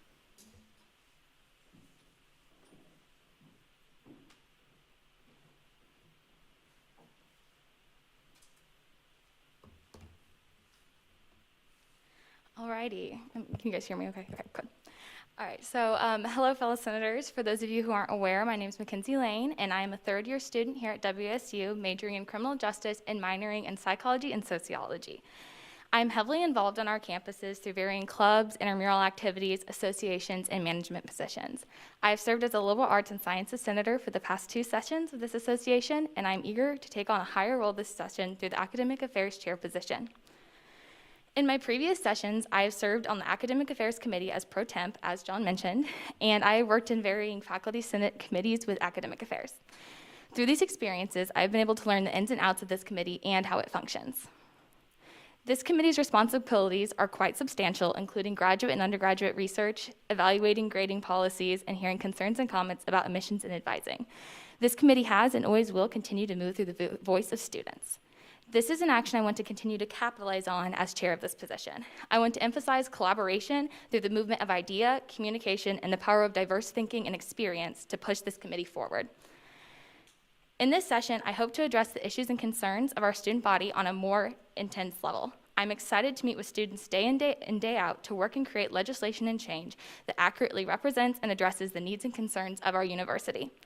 I want to emphasize the importance of communication and exercise this through more regular meetings between different committees to allow more transparency and opportunity for our constituents outside of this room to also have their voices heard. If I were chosen for this position, I would start by primarily focusing on 3 different projects. The first being the continuation of Wichita State's grading systems and policies. The previous chair of this position did an amazing job working with faculty on this matter, and I hope to continue this work in this year's session. I would also like to conduct research into student-professor relationships and gather more data on how students feel these connections are falling short in the classroom setting. Finally, I would like to work with CAPS and disability services to explore topics such as screening for mental health and advocating for specific therapy specialists on campus. I believe collaborating with the Student and Safety Services Committee on this topic would provide the greatest chance for success. Outside these primary goals, I would like to continue my research into changes with academic advising. At the end of the 64th session, my committee and I tabled together input on academic advising here at WSU.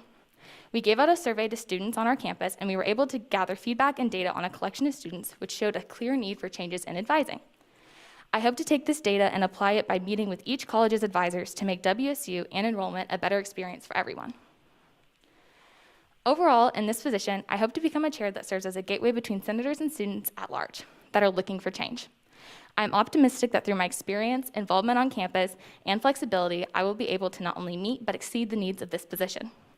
As you can tell, I have a lot of passion and ideas that I'm eager to apply, and I hope that you all will give me the opportunity to do so. Thank you, and I'm open to questions. Are there any questions for the nominee? Yes, Senator Anderson. So I know you mentioned kind of like 3 main points that you hope to address. What do you believe, and it doesn't have to be one of those main points even, what do you believe is the biggest or most problematic issue currently that academic affairs would be involved in, and how would you tackle it? Yeah, that's a great question. So academic affairs, from my experience the past 2 years, I've learned a lot about the different problems that we face. And I think something I really want to focus on in this session particularly is just really seeing these ideas come to fruition. I think that we have a lot of good brainstorming that I've seen in the past 2 sessions that just really, we get all these great ideas flowing and we never really see them come to the floor. I don't think in the past couple years, academic affairs has really had the chance or the opportunity to really show all the changes it does. And I really want to emphasize that and continue to work harder in our committee, particularly with meetings with students outside of our committee and showing students that maybe aren't possible senators the possibility of meeting and having their voices heard as well. I know a lot of students, including myself, my freshman year, that weren't aware of the roles that happen in Senate besides just our meetings on Wednesday nights or the committees and what they can do. So I'd really like to meet with other students as well to really showcase what the committees can do for them, even though they don't have their voice in this chambers tonight. We have time for one more question. Yes, Senator Owens. You talked about increasing accountability between teachers and students in classroom settings. How will you bridge that gap when talking about online students? That's a great question. So as far as online students, that's definitely something I want to continue to talk about. I myself am in a lot of online classes, so I think that that's something that's really important to really help students have a voice for professors they might not even have met in person or have a lot of correspondence with, especially for those asynchronous courses. I think one of the biggest things I want to do for that is being able to talk to those professors and create some form of system that is going to allow both professors and students to have more of those face-to-face interactions if that's something that they are open to. And that is definitely something I want to continue to look into. So if anyone has input or interest that they would like to add to that, I'm definitely more than willing to meet with you guys. Thank you. Thank you. We will now close questioning period at this time. You can stay or leave for debate. I'll open up the floor for any discussion on this item at this time. Yes, Senator Anderson. I just want to briefly state that, honestly, the academic affairs types of things and the issues they deal with are the reason that I'm in Student Senate, because I probably in the last year have had severe issues, and I've had issues in multiple different aspects of my education. And when the senator was speaking about the things that she wants to tackle and the way that she wants to go about them, just about everything that she named is directly or indirectly relevant to the issues that I have experienced and that my friends and classmates have experienced. So it sounds like she is very aware of what's going on and the issues that students are facing, and she seems very passionate to tackle that. And just to be clear, I have never met or worked with the senator personally, but just from what she said, she sounds very well prepared. Thank you. Are there any speeches in negation about this, on this? Affirmation. Oh. Senator Thompson. Yeah, so last session I served as the chair of this committee and Mackenzie served as my pro tem. That was amazing. She was amazingly participative in committee. She always had new ideas to come to the floor about, and she's completely right in her speech when she says the ideas and topics that we've discussed in this committee over the past 3 sessions have been right on par with what we see as being the concerns of students at the university, but the obstacles in order to complete these tasks are very apparent.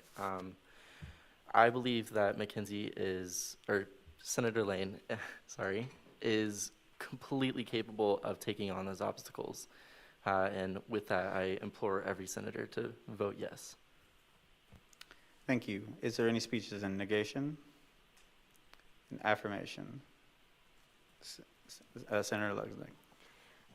So I really got to know Senator Lane last year when we served together, and I would like to just speak to her character. She is one of the most disciplined and responsible people I have ever met.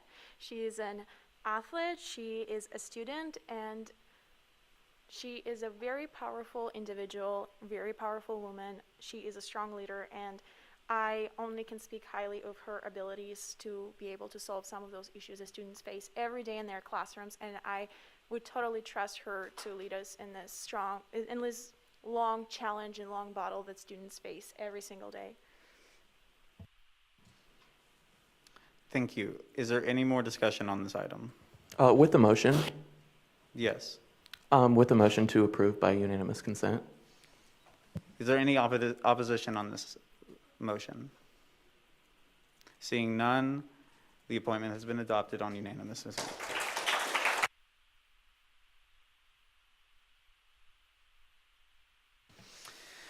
Next item, item 5, the clerk will read. Act on request to approve SR-65-006, appointing Nicholas Harmon to be Ways and Means Chair. All right, so this was one, this chair position was one that I wanted to make sure, as all of them should be taken care of and all should be taken not lightly. This was one that I was really wanted to make sure that it had someone that was willing to stay through the long haul. As I had my interview with this individual, Senator Harmon really came in telling me what he was wanting to do and everything.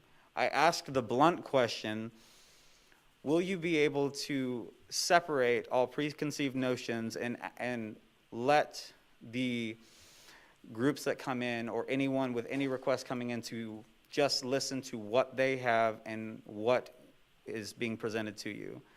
Without a shadow of a doubt, without hesitation, he said that he is willing to listen to everyone and everything that anyone presents to him.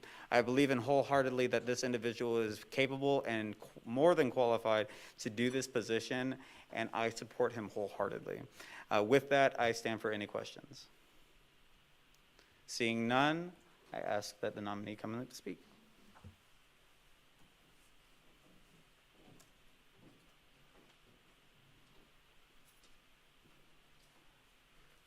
Hello, everyone.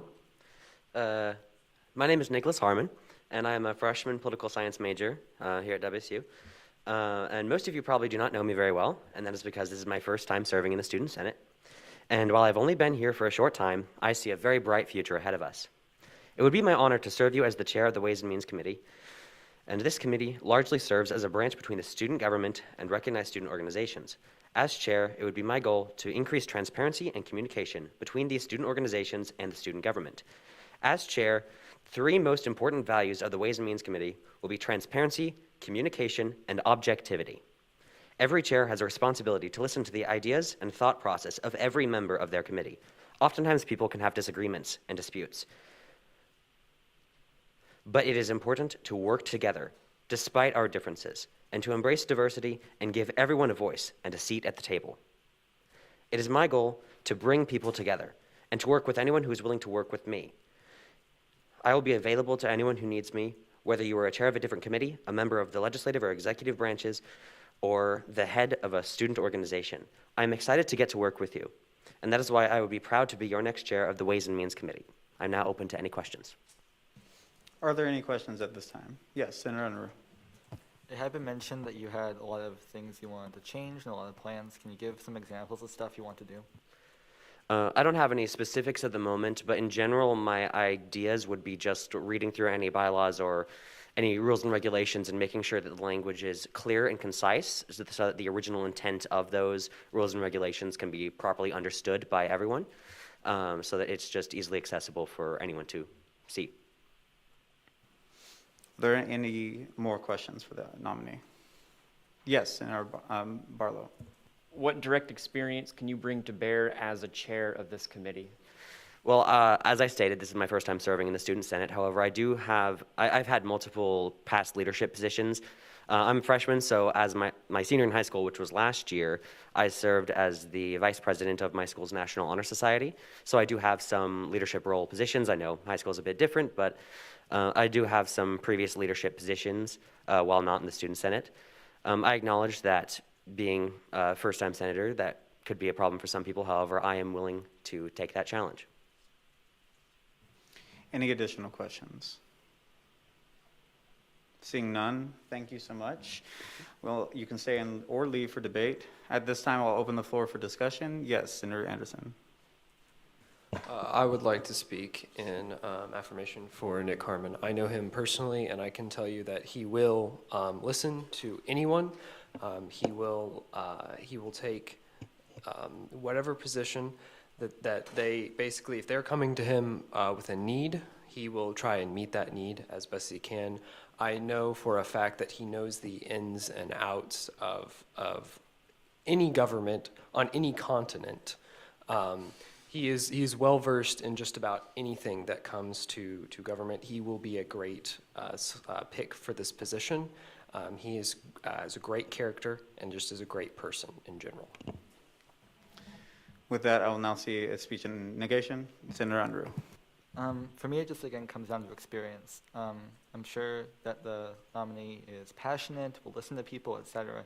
But I would just say that like passion is not the only thing that matters when you're dealing with the chair position, especially something like ways and means, which is the chair position that deals with stuff like the bylaws, the Constitution, and other things specifically related to SGA.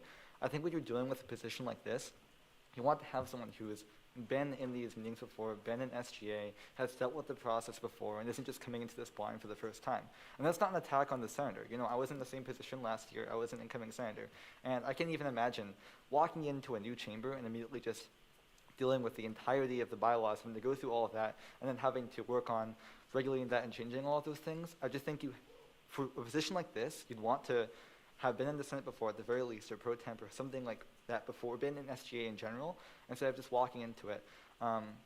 When you're dealing specifically with this committee, with Ways and Means, you want to have just some level of experience with the SGA process before you walk in. That's incredibly daunting, and you really, I would just point for experience. It would be beneficial to just have some of that before we vote for the nominee. Thank you. Is there a speech in affirmation? Yes, Senator. So I would like to speak in affirmation of Senator Harmon. In regards to Ways and Means specifically, he is very, very knowledgeable on current events. Oftentimes I'll speak to him and he'll come up to me and he'll be like, "Did you know about this very specific thing going on in this country I've never heard of?" And I say, "No, I didn't, but go ahead and tell me," and he'll tell me every detail to a very deep extent. And I really believe that he will listen, he will learn. I feel as though if he gets the chair position, it will not take him very long to learn all of the bylaws just because he is that dedicated to it. He is very well-versed in government, as Senator Anderson said already. He knows a lot about social issues and is very educated on current events, and I really do believe that he will represent the student body and listen to student concerns as well as senator concerns and other chair positions and meet their needs to the best of his abilities and to his full capacity in this role. Thank you. Now, this will be the final one in negation, if there is any. Yes, Senator Victoria Owens. Hello, people. So I believe that this, as I've not personally met this senator, I believe, as previous senators have stated, it's really important for us to have someone who has been in Senate before, especially considering that it is really great that this senator is very knowledgeable about current events and things going on in other countries. I think that's wonderful.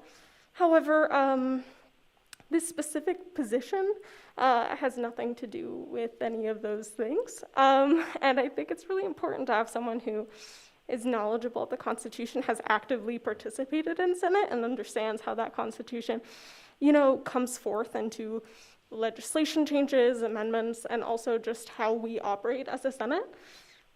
So I will be voting in negation because of that. With that, we'll now close discussion on the item. We will now open up for voting on this item. We are good. Remember that A is yes, B is no, and C is abstain.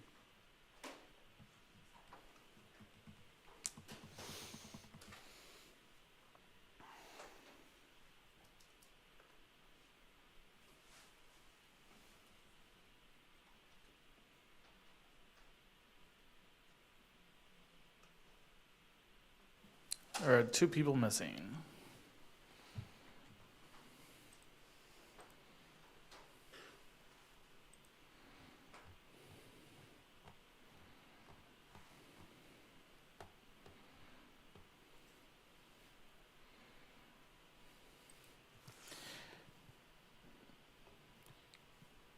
With 16 in favor, 11 against, and 5 abstentions, the motion carries.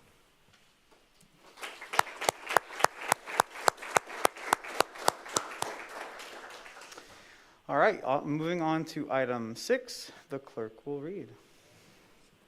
Act on request to approve SR-65-007, appointing Iris O'Carey to be Diversity, Empowerment, and Inclusion Chair.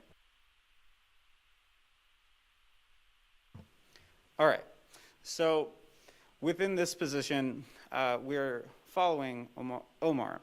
And as it said, this is some pretty big shoes to fill, but I do believe that the nominee that I am putting before you today is qualified. Now, not just qualified, as some concerns that have been brought up in the past for other nominees, they are experienced. This individual is in leadership within BSU and in leadership and has other leadership experience and qualifications here on campus, and I will let her speak more on that when she comes up here. When she came into in her interview, she came in with the confidence of saying, this is going to happen. I am manifesting this happening today. That's exactly how she talked to me, and I said, yes, ma'am, okay. So am I giving her this position just because of the fact that she is manifesting it? No. When we're looking for someone for DEI, we're wanting someone that is going to come in and not take control, but to be able to confidently represent and help the constituency, not even just the constituency, but the people that are within this area.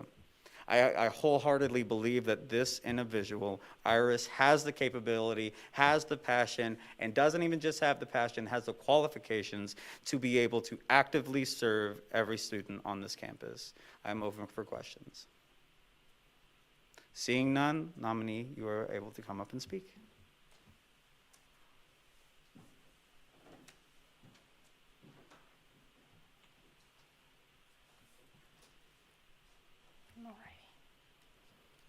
Good evening. My name is Iris O'Carey.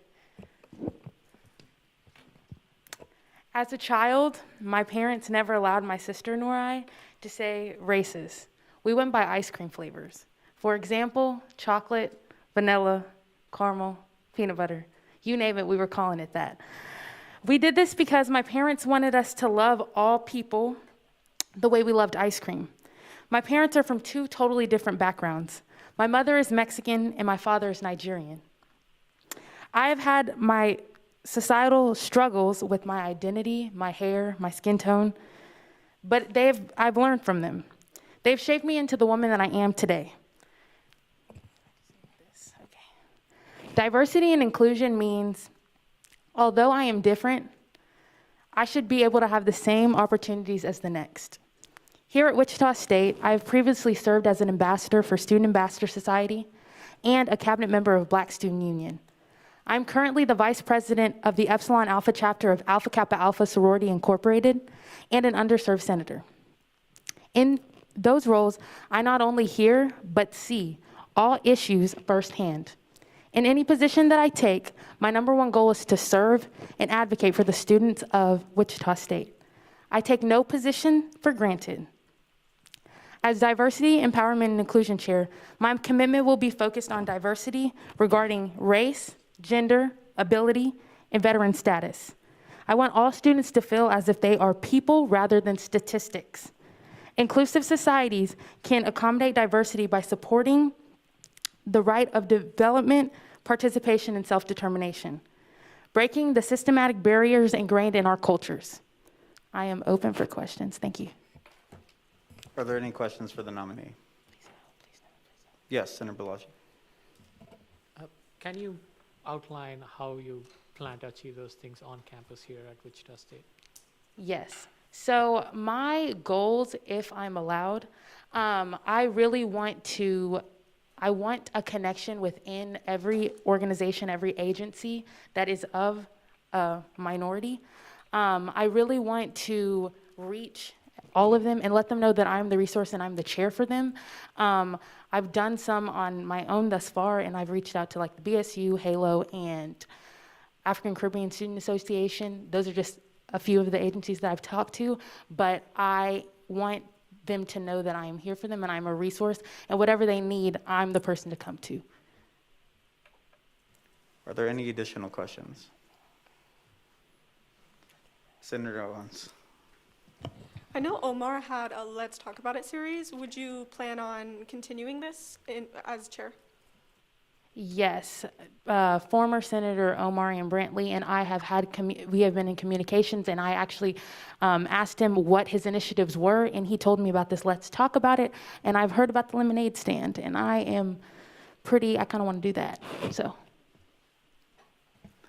Are there any more questions? Yes, Senator Anderson. I'm just curious as to what your viewpoint is or your position on equity versus equality. Oh, okay. Equity versus equality. I will say I am open to learning and understanding the difference between the two and how I can represent that in the SGA. Final question. Are there any more questions? Yes, Senator. Could you please tell me your plan of action after you being as a empowerment and inclusion chair? Could you please tell me your plan of action after being appointed as a chair for this empowerment and inclusion? So what I would love to do is, like I said, I would love to be connected with all of the agencies, whether it be a group me, whether it be social media, whatever it is. And I would like to meet with them or have some type of meeting to, one, introduce myself and let them know that I am this chair. Or I would like to talk to the Office of Diversity and Inclusion and let them know what their efforts are. Thank you. We're going to close questioning at this time. You can stay or leave for debate. Now I will be opening up the floor for discussion on this item. Yes, Senator Lane. Yeah, I would like to speak in affirmation for this candidate. The senator's experience, knowledge, and personality through her speech really shone through, and I feel like it's very apparent that she would fit this position very well. So I urge you all to vote in affirmation, as I will be doing the same. Thank you. Is there a speech in negation? Yes, Senator Balaji. So, it's not negation. I just want to put forward my vacillating mind on this. So the nominee spoke about all the minority groups, which as a chair, she's ready to support. But I failed to ask this question before. Is international students part of that? Or Since we're not in question. I got the answer. Thank you. Is there any spans on opposition on this item? And in favor? Yes, Senator Tarver. Okay, so I've had some experience with Senator O'Carey, working closely with her in Alpha Kappa Alpha. Just on the experience note that everyone has spoken on, she stepped into the vice president role literally our first day in. She took on this role. She helped lead us very well. I also believe the candidate is very driven and ambitious, and I think this shows very well through her personality as well. She overcomes obstacles and puts her best foot forward at all times, and I think she would do great in this role. Speech in negation, affirmation, Senator Van Dyke. Can I make a motion here? Yes. Motion to pass with unanimous consent. Is there any opposition by this? Yes, Senator Anderson. Since there is opposition on this, do you have a speech in affirmation, Senator Van Dyke? I do. I believe, just as I haven't got to speak for everybody, but especially for Senator O'Carey, I believe, offering new perspectives in some of these positions, although they might not have held these positions before. She's somebody who brings a fresh perspective. She is driven. She's motivated. She's ecstatic. She's just altogether wonderful. I've had the opportunity to work with her. I've had the opportunity to see her work. I've had the opportunity to hear about great things about her. And so I will speak in favor of Senator Okiri just because I know she will do exceptionally well in this position. With that, I will now be closing debate on this item so we can continue because it is 8:49 right now. We'll now open up the voting ability on this item. We're ready, so A is yes, B is no, and C is abstain.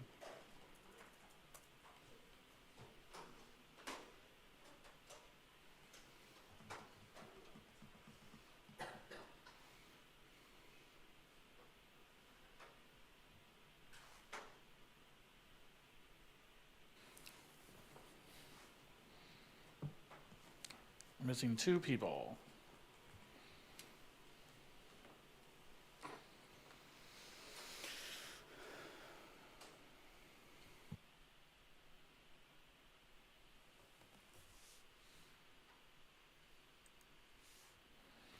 With 26 in favor, 1 against, and 5 abstentions, a motion carries.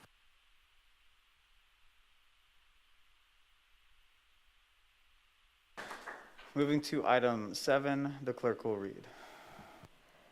Act on request to approve SR-65-008, appointing Kian Williams to be Government Relations Chair. So I'm going to be very self-explanatory. This is kind of self-explanatory. I'm very short and sweet with this nominee. This nominee was the pro temp for the Government Relations Committee in this previous session. Alongside that, as I have said about every single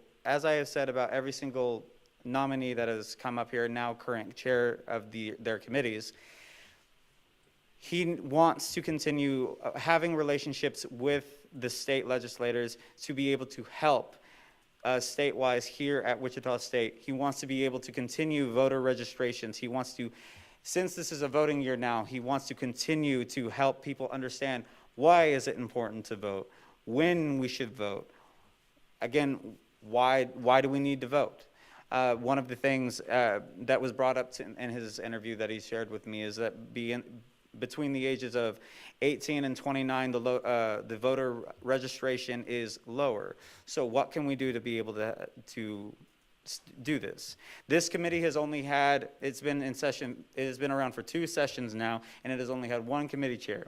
He has worked with the previous committee chair in the past, and he wants to continue doing some of what the previous chair has done. He wants to continue his own, and he wants to add additional and new things to the committee so that it is not the previous chair's committee anymore.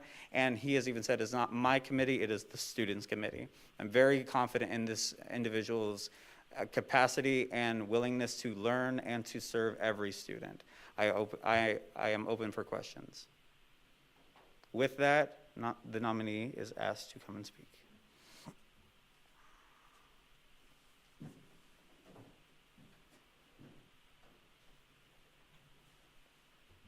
Of course, mine had to be short and sweet. Anyway, for those of you I haven't had the pleasure of meeting yet, my name is Kian Williams. I'm a first-year student studying economics, political science, and history.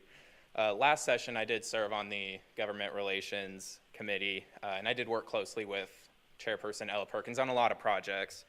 And in the past, I've worked as the founder and chairperson of the Hutchinson Youth Commission, and that job is exactly like what this job is. We worked with councils and legislators when we saw issues or policies that could affect students in the Hutchinson area, met with them and discussed how it could impact us and find common ground on those issues. Because of that work and serving on the committee last year, I already have the connections with these council members, commissioners, and legislators to continue having these discussions and to make this transition as seamless as possible. Personally, what I love most about this job is that it's really a blank slate. It's not like Speaker Kirk has been talking about. It's not my committee, it's not Ella's committee, it's all of yours. We can't really do much advocacy work or lobbying work unless you all approve of that. And so I'm really excited to hear more about what you all want us to be working for in our relationships with government, with the legislators, and I'm open to having all of those conversations with you. But I will say that the biggest project that I've seen myself that I would like to see continued was Ella's work to build or to implement a bus route connecting students on campus to grocery stores to provide them with access to fresh food and vegetables. And we were able to start that process last session, and now is the perfect time to continue that and to push that over the finish line. And you know, with that, that's all I wanted to talk about to you today, and I would love to answer any of your questions about the work that we can do.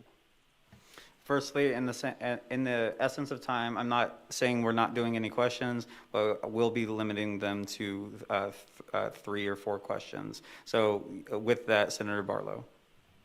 What barriers do you face right now in implementing that bus route system? Cost. I mean, that's probably just the number one is how are we going to pay for it? Nobody wants to spend money, so it's just trying to show whoever is going to pay for it, whether it be the university or the city of Wichita, that the benefits outweigh the costs. Are there any additional questions? Seeing none? Nice and easy. Thank you. We will now move into a discussion on this item. Yes, Senator Unruh. Yeah, I'm going to keep this one short as well.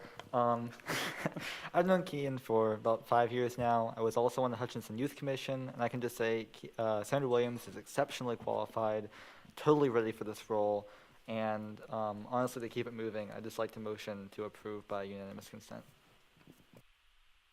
Is there any opposition to the motion? Seeing none, the nominee has been approved with unanimous consent.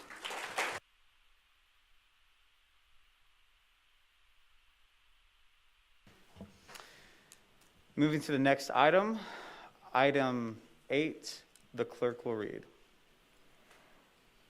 Act on request to approve SB-65-007, Maureen Wetta to the position of Associate Justice.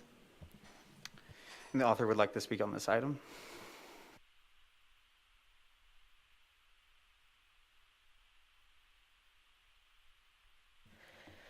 Good evening.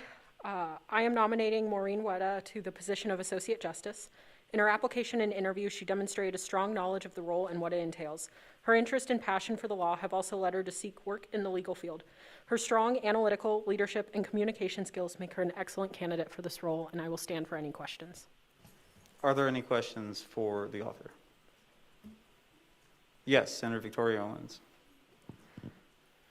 Sorry. I'd just like to ask for any new senators and just clarification of what exactly does this position entail? So, Gabe, if you have the bylaws. So the Supreme Court has jurisdiction over a variety of things, and it's a little bit vague on purpose. So constitutionally, they provide oversight to the Constitution, the statutes, the bylaws, and the Bill of Rights. Their main job is to protect student rights, and sometimes that means going against what the Senate and the executive branch wants to do. They kind of play I don't know, I don't have a good example, but kind of like the kindergarten teacher of making sure that you guys behave and that the executive behaves as well, and that they're not crossing the lines of power that's not bestowed to the student government. On top of that, they're also the final appellant for students for parking and traffic tickets.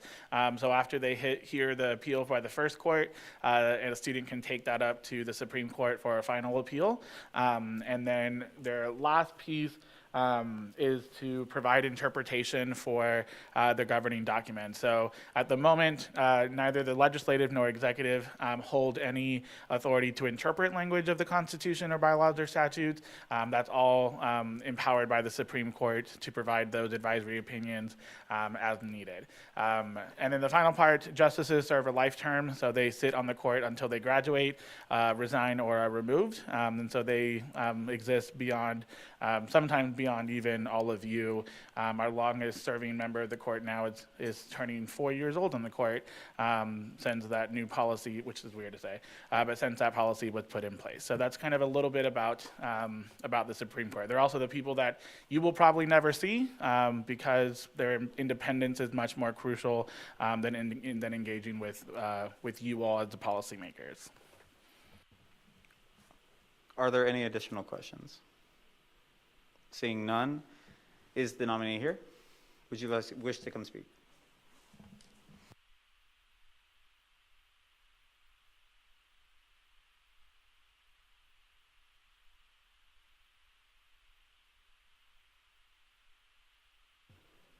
Is this on? Is it good? Okay. Sorry, I've never worked one of these before. Okay, hello everyone. Nice to meet you all tonight. As mentioned, my name is Maureen Wetta. I'm currently a criminal justice major with a minor in sociology. As currently in my second year with the university, I've had the opportunity to be involved with a lot of organizations, activities, and some leadership roles that I have been put into this past year. And also since I've just started my passion for law within this past half year, so I've wanted to sort of kind of pursue a career as an attorney in the future. I thought that the best decision that I could to be coming into these kind of future endeavors I have is to become a part of SGA and the Supreme Court. I understand that this role is to overall serve fair justice and protect all the students' right for the student body. And that's something that I will always believe in and stand by if I was put into this position for the 65th session. And already diving into some research about the policies and procedures that the court has, I know that being on the Supreme Court, I'll be able to learn and comply with the association's constitution, bylaws, statutes, and having this experience I know will help better learn my understanding of law and jurisprudence, and I believe that joining this position will help me best learn the knowledge and experience into my future endeavors. Thank you. Are there any questions for the nominee? Yes, Senator. Do you have any previous experience? I'm over Oh, here, sorry. sorry. Do you have any previous experience with like jurisprudence, law, or anything like that? Not at the moment, necessarily within any types of organizations or part of. I'm currently a part of the Pre-Law Association, newly into this semester. I haven't got my foot quite into the door yet, just because I'm involved with some other activities and some higher roles. I mean, currently I'm halfway through my major. I'm starting to finally get into the big classes of like criminal procedure, courts and judicial systems and all that stuff. So I'm slowly starting to learn the position, but the more I get into it, I'm hopefully to learn better my knowledge about the whole thing as a whole. In the essence of time, I'm going to stop the questioning period. However, if there are any questions, please send them to me so I can send them to the president so we can get those answered for you immediately. With that, you can stay or leave for debate. Additionally, with that, I'll be opening up the floor for debate on this item, discussion on this item. Yes, Senator Lesnick. Sorry, Senator Lane. Yeah, so Mo has been a dear friend of mine and teammate on the WSU ring team and just in general for the past couple of years. I'm pleased to say she has been nothing but passionate about SGA and her other leadership roles, like as president in SAC. Mo is good under pressure, understands court procedures, and really understands how to advocate for students on a very personable level, which I think is really, really important. And I urge you all to vote for her because I will be doing so. Thank you. With that, is there any opposition? Anyone in opposition? Seeing none, I'm going to close discussion on the item at this time. We will open up voting. And we are ready. A is yes, B is no, and C is abstain.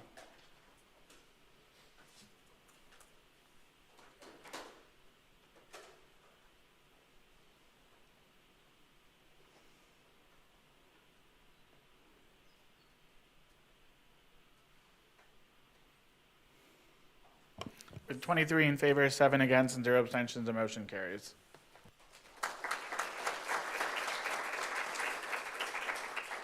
Moving on to item 9, the clerk will read. Act on request to approve SB-65-008, appointing Hannah Warden as a Fine Arts Senator.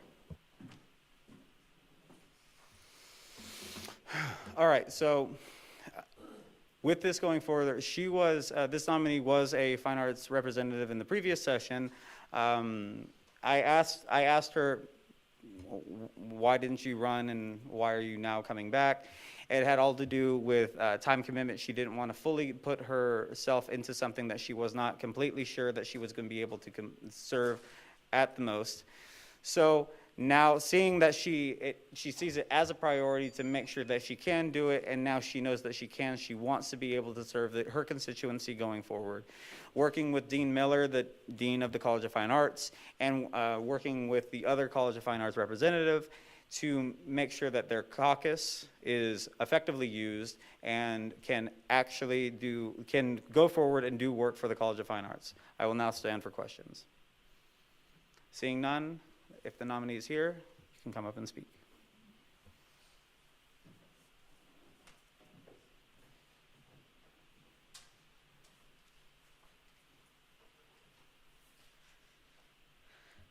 Hello, hello. Good evening, Senators. I hope your week has been enjoyable despite finals coming around the corner. My name is Hannah Jade Warden, but I do go by Jade. I am currently a senior majoring in studio arts with an emphasis in painting. I was a fine arts senator for the past 2 years, as well as serving on the Student and Safety Service Committee and being the chair of said committee last session.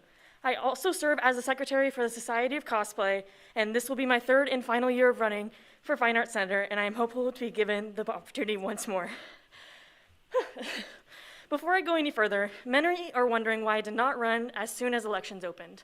I had some hesitancy to return to Senate due to my busy schedule and personal situations I'm dealing with.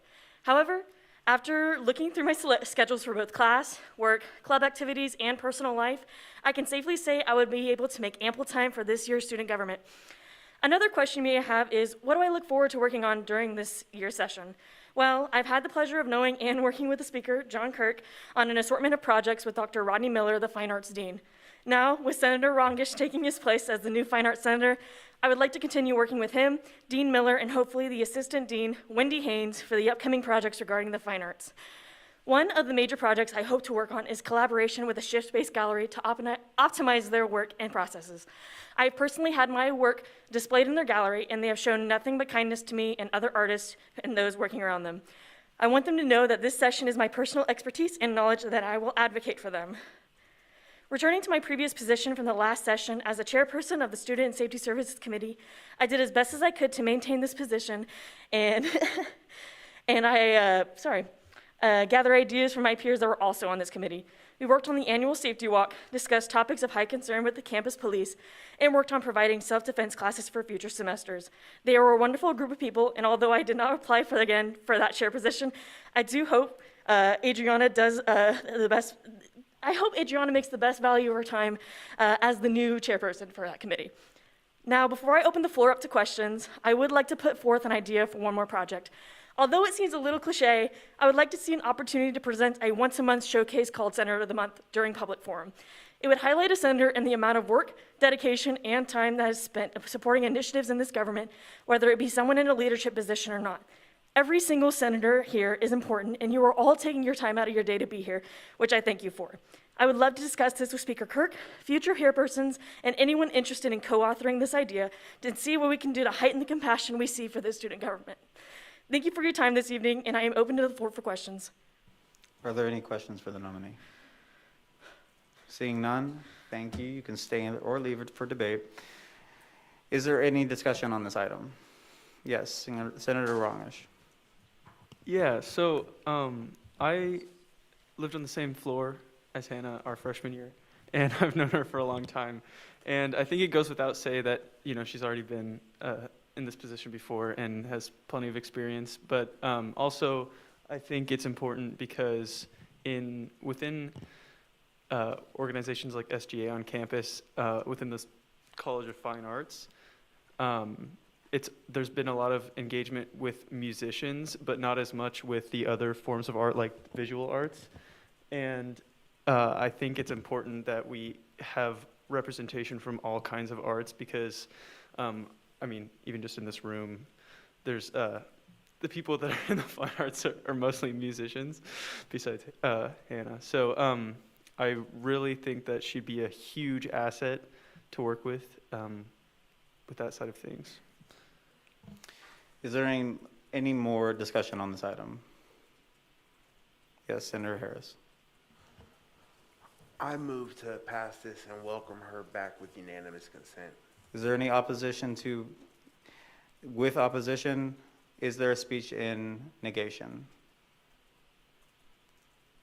And in affirmation? With none, we will now close the debate on this item, open up the floor on voting. We are good, so A is yes, B is no, and C is abstain.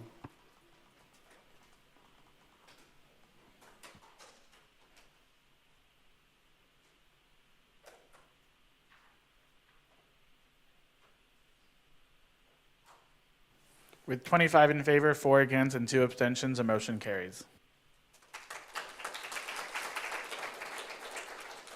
Moving on to item 10, the clerk will read. Act on request to approve SB-65-009, appointing Laura Cunningham as an underserved senator. So I'm just going to stay here from now on so we can just keep going. So this senator, they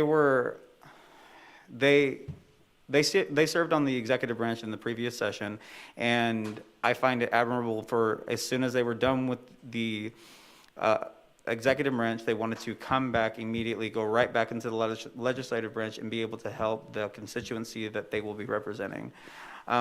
This individual is very passionate with the things that she was doing within the executive branch, but then to be able to come back to the legislative branch and do the work for the people, of the people, and by the people is something very inspirational and very amazing to be able to see. That is all I have. I am open for any questions at this time. Seeing none, does the nominee wish to speak?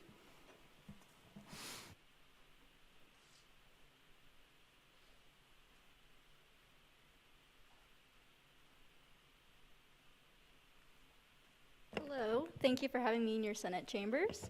As Kirk previously stated that I was in the 64th session executive cabinet, I'm really excited to serve a different part of SGA.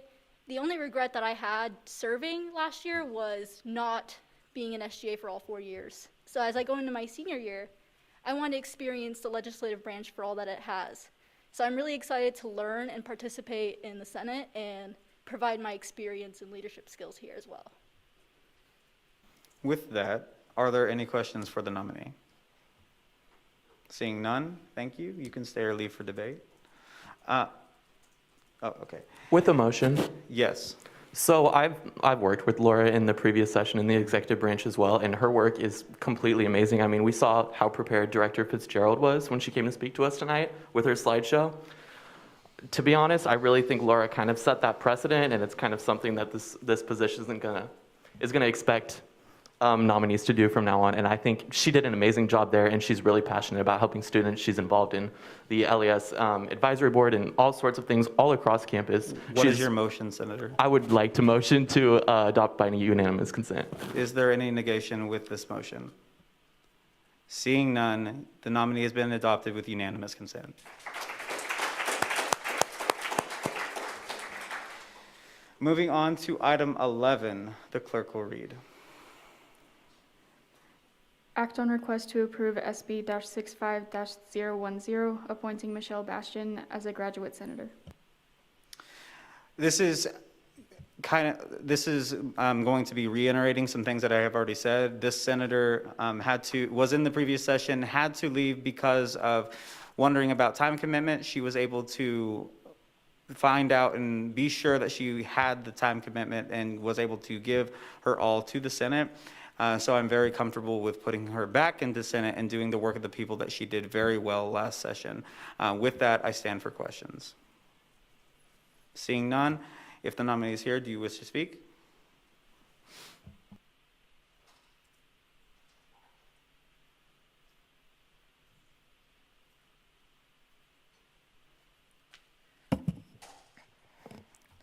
Hello, everyone. I'm Michelle Bastian, standing for the position of graduate senator. Speaker Kirk already gave a gist about why I'm back, and I'd like to add, Senator Balaji begged me. But in all seriousness, I had to step back to focus on myself and the clubs I started. But I came back because I realized that this is bigger than me, and I'd like to represent my constituents. A little background, I was the international senator. I also recently won the Senator of the Year award, which I'm really, really proud of. And honestly, I still can't believe I beat you guys. I'd also like to finish some projects that I had proposed, like a media literacy program, flora and fauna interactive map on campus, and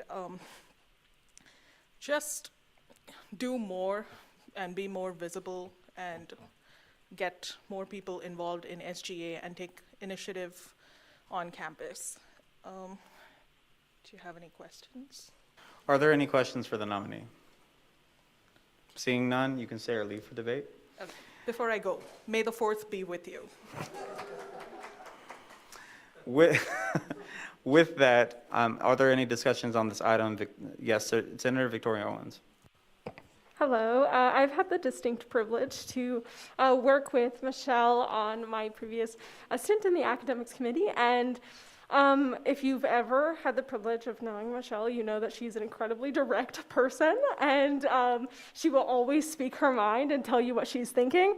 And just the sheer amount of ideas she's presented, I mean, especially club-wise, in the previous session, I'm abundantly excited to see any further legislation or any, clubs, if she wants to do more, she puts forth. But beyond that, she's genuinely an amazing advocate for international students, but beyond that, domestic students as well, and she deserves this role. Thank you. Are there any more discussion on this item? Yes, Senator Van Dyke. I have seen some of her work, and so I motion to pass with unanimous consent, please. Is there any opposition? Yes. So with that opposition, is there any speech in negation? Affirmation? Seeing none, we'll now open up the voting period on this item. We are good, so remember that A is yes, B is no, and C is abstain.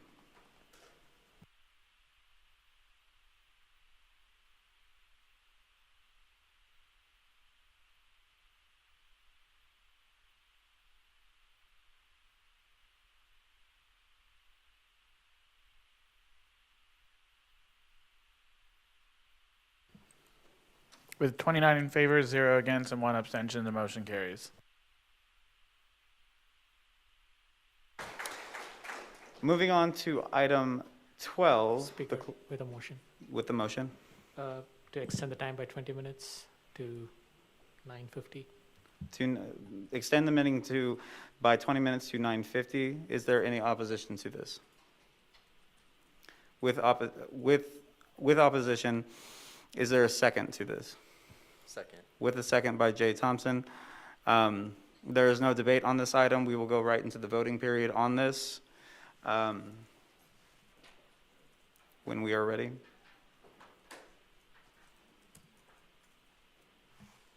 We're ready.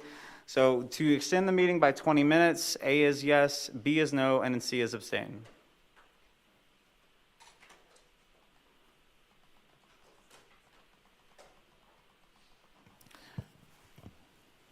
With 15 in favor, 15 against, and 1 abstention.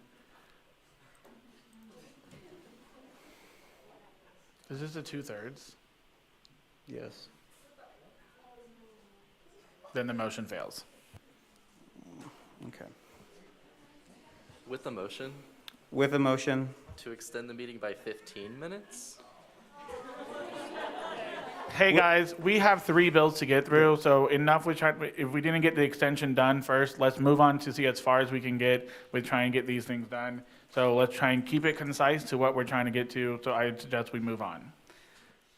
With the next item on the agenda, item 12, the clerk will read. Act on request to approve SB-65-011, appointing Natasha Sinevaratna as an honor senator.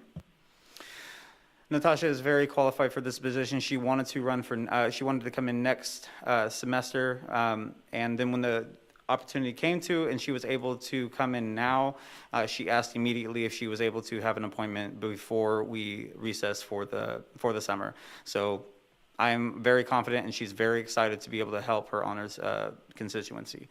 With that, I stand for questions. Seeing none, if the nominee would wish to speak.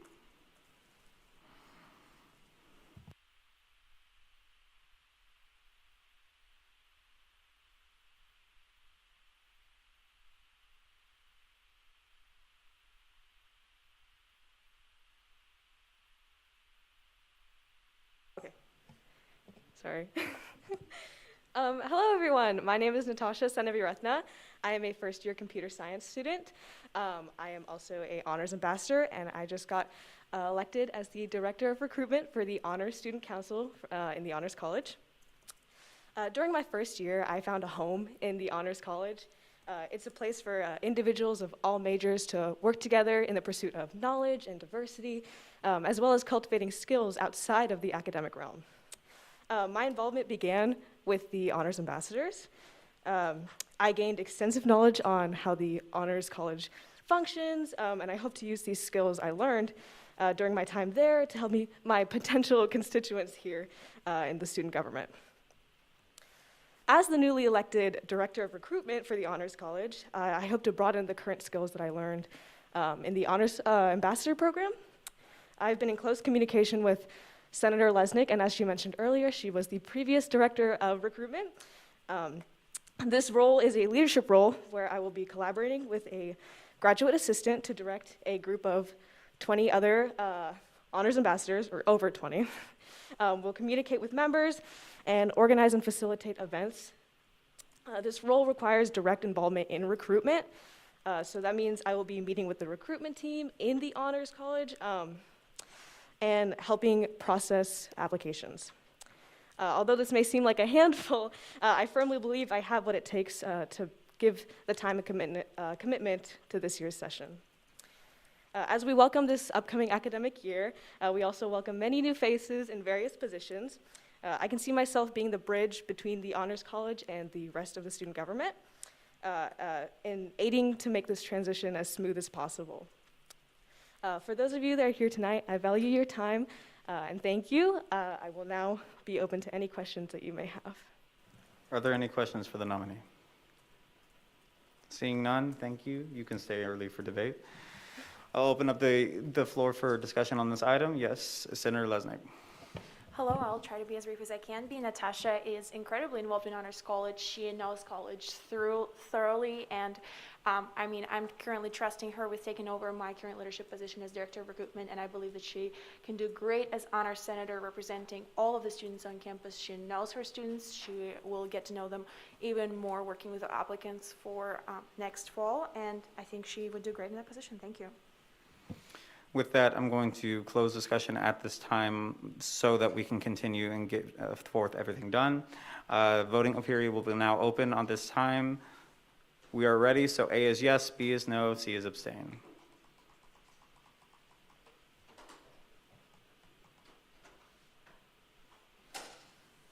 With 30 in favor, 0 against, and 0 abstentions, the motion carries. With the next line item, item 13, the clerk will read. Act on request to approve SB-65-012, appointing Lizzie Coons as an out-of-state senator. Lizzie Coons was a senator in this previous session. She, again, another situation where she had to leave to make sure that she was able to put her full-time commitment into the student government so that she was not wasting anyone's time. With that, I will now start in for questions. Seeing none, if the nominees here would wish to speak.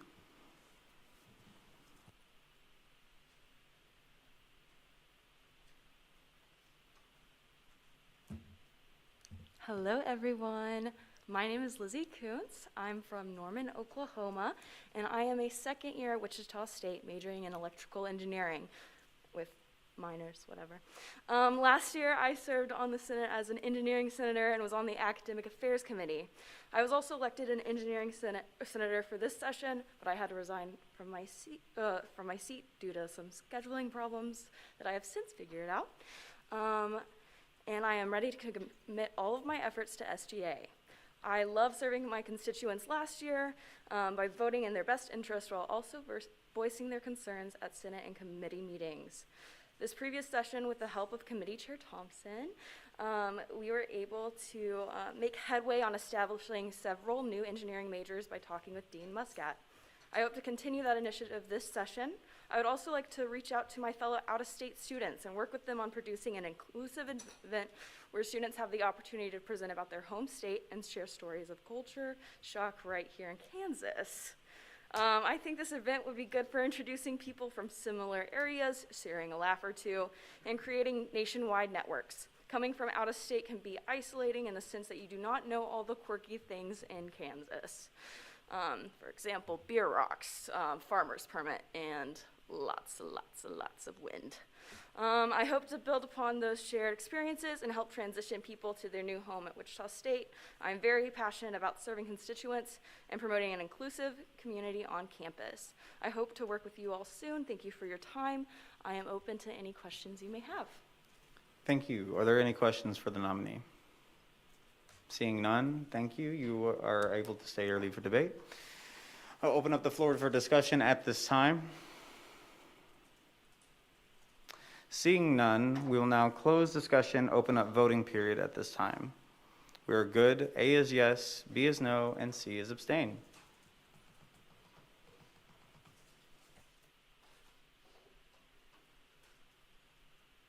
With 25 in favor, 5 against, and 1 abstention, the motion carries.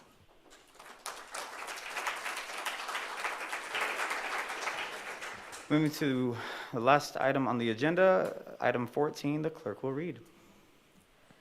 Act on request to approve AR-65-001, call to action to participate in primary election civic engagement. Does the author wish to speak on this item?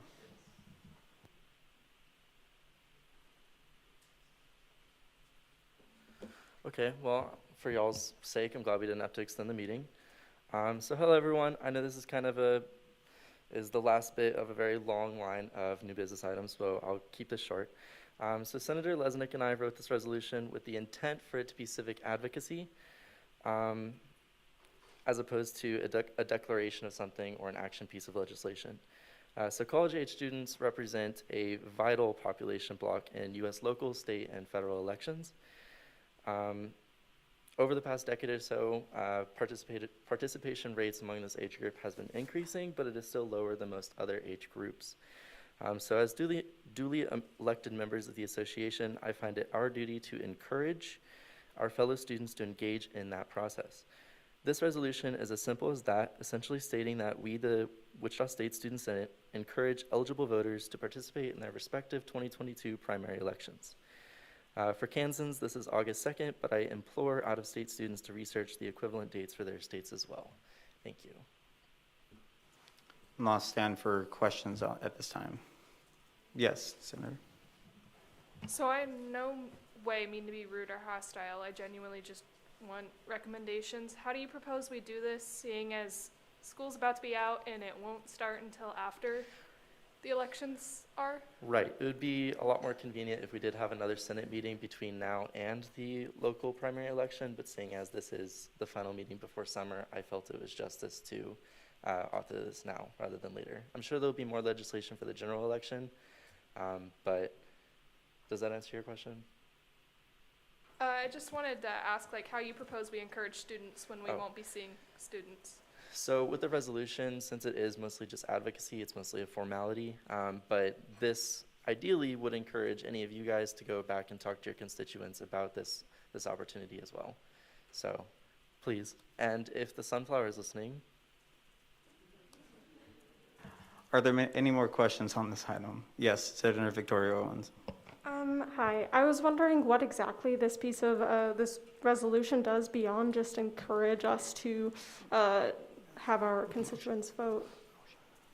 So I'll back up a second and talk about the resolution. With a motion? I want to extend the time by 10 minutes so that we can have a proper discussion on this resolution. Is there any negation with this motion? I second that. With a second by who? By Victoria Owens. This is not a debatable item. We will now. If there was no objection, you can just. There was objection. There was one? Okay. Yes. Please. With that, now we will open up voting on this item. Senator Thompson, voting is open. Voting is open. A is yes, B is no, and C is abstain.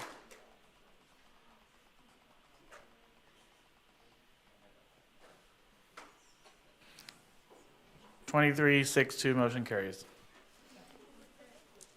With that, I believe that we were on a question by Senator Owens, correct?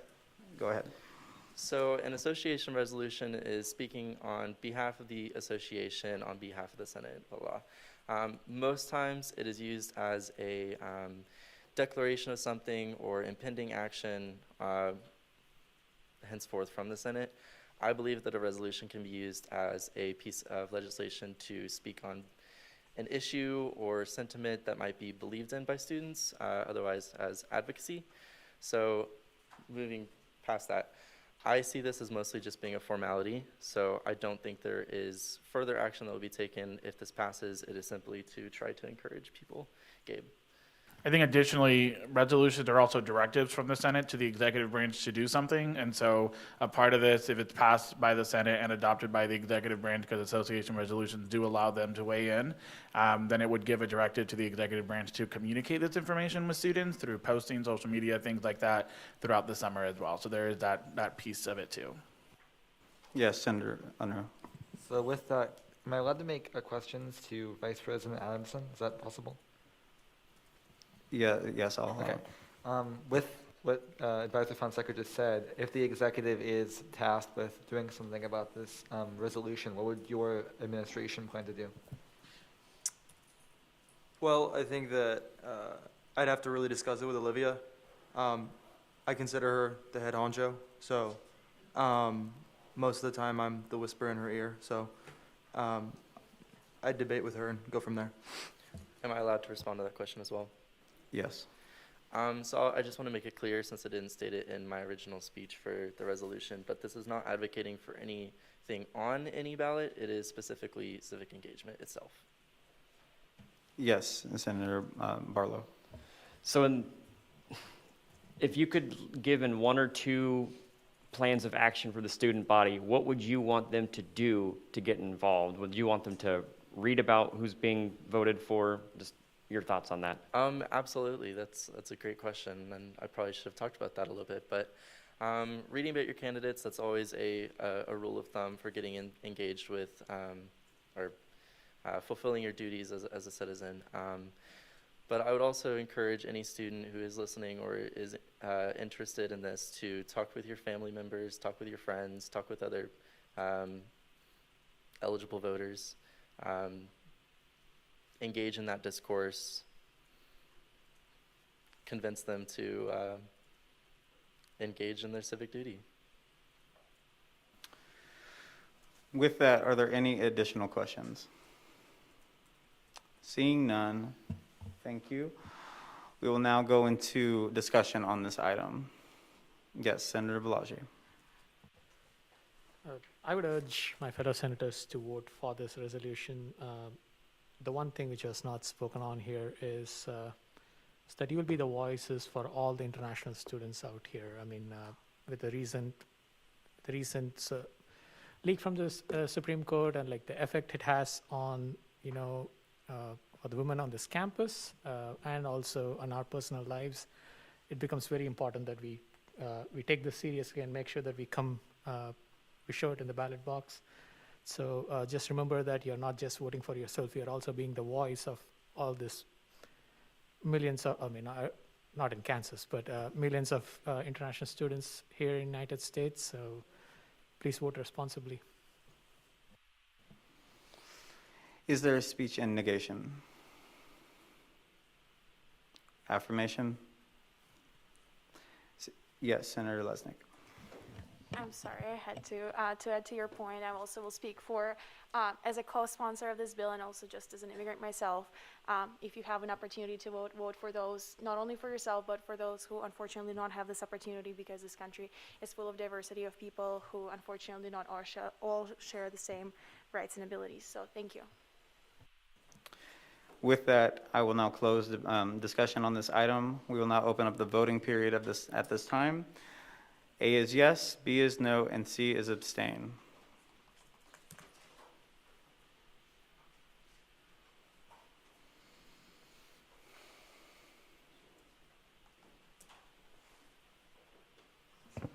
With 29 in favor, 1 against, and 1 abstention, the motion carries.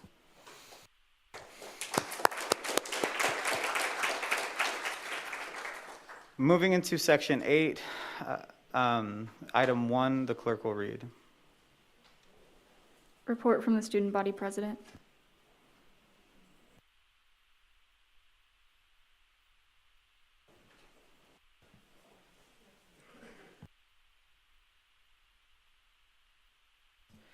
I'm back, and I wish I could say this is super, super short, but it's just short. So over the past couple weeks, I have been holding interviews and making cabinet nominations, of which the Senate has seen, with Vice President Adamson. Since my inauguration, I have signed 3 executive orders. The first removed the position of the creative design specialist from the cabinet, as my administration does not need this role. The second combined the Director of Legislative Affairs and the Director of Community Outreach and Engagement into the Director of Legislative and Community Outreach. And the third order appointed Marcia Glenn to the position of Director of Legislative and Community Outreach. Marcia, along with Andrew Hoops and Dalton Dix, who were confirmed last week, have also been sworn in and begun transitioning into their new roles. In addition to this, we have also received confirmation from someone who we are going to go through the process of appointing to the Director of Health and Wellness, and I don't know if I stand for questions at this point. I do not. Okay. Thank you. We will now go into item 2. The clerk will read. Report from the student body vice president.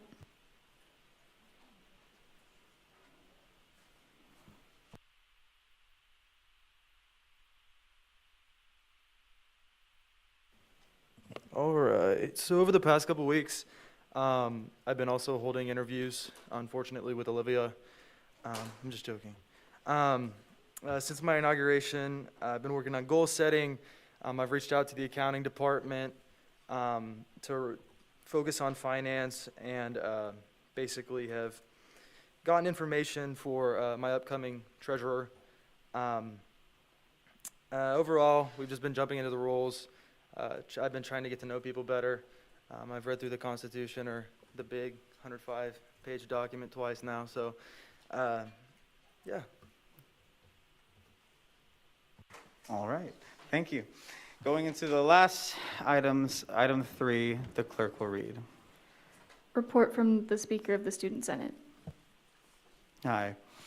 So, in this past week, I have been hitting the ground running, trying to make sure that we do the best thing for the student body and for every single one of you. This isn't my Senate, this is our Senate.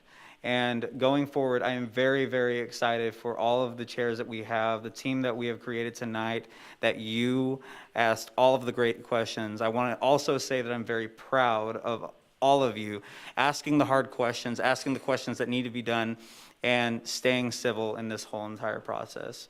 This is going to be a great year. I'm speaking it into notion. We're going to be able to come in and actually do work for the Senate. Not that it hasn't, for the university. Not that work has not been done in the past, but I know that going forward, we are going to do a lot. So with that, we're moving into section 9, adjournment. The Student Government Association Senate will dissolve into the Legislative Council for summer session and will stand in adjournment until Wednesday, August 17th at 6:30 p.m.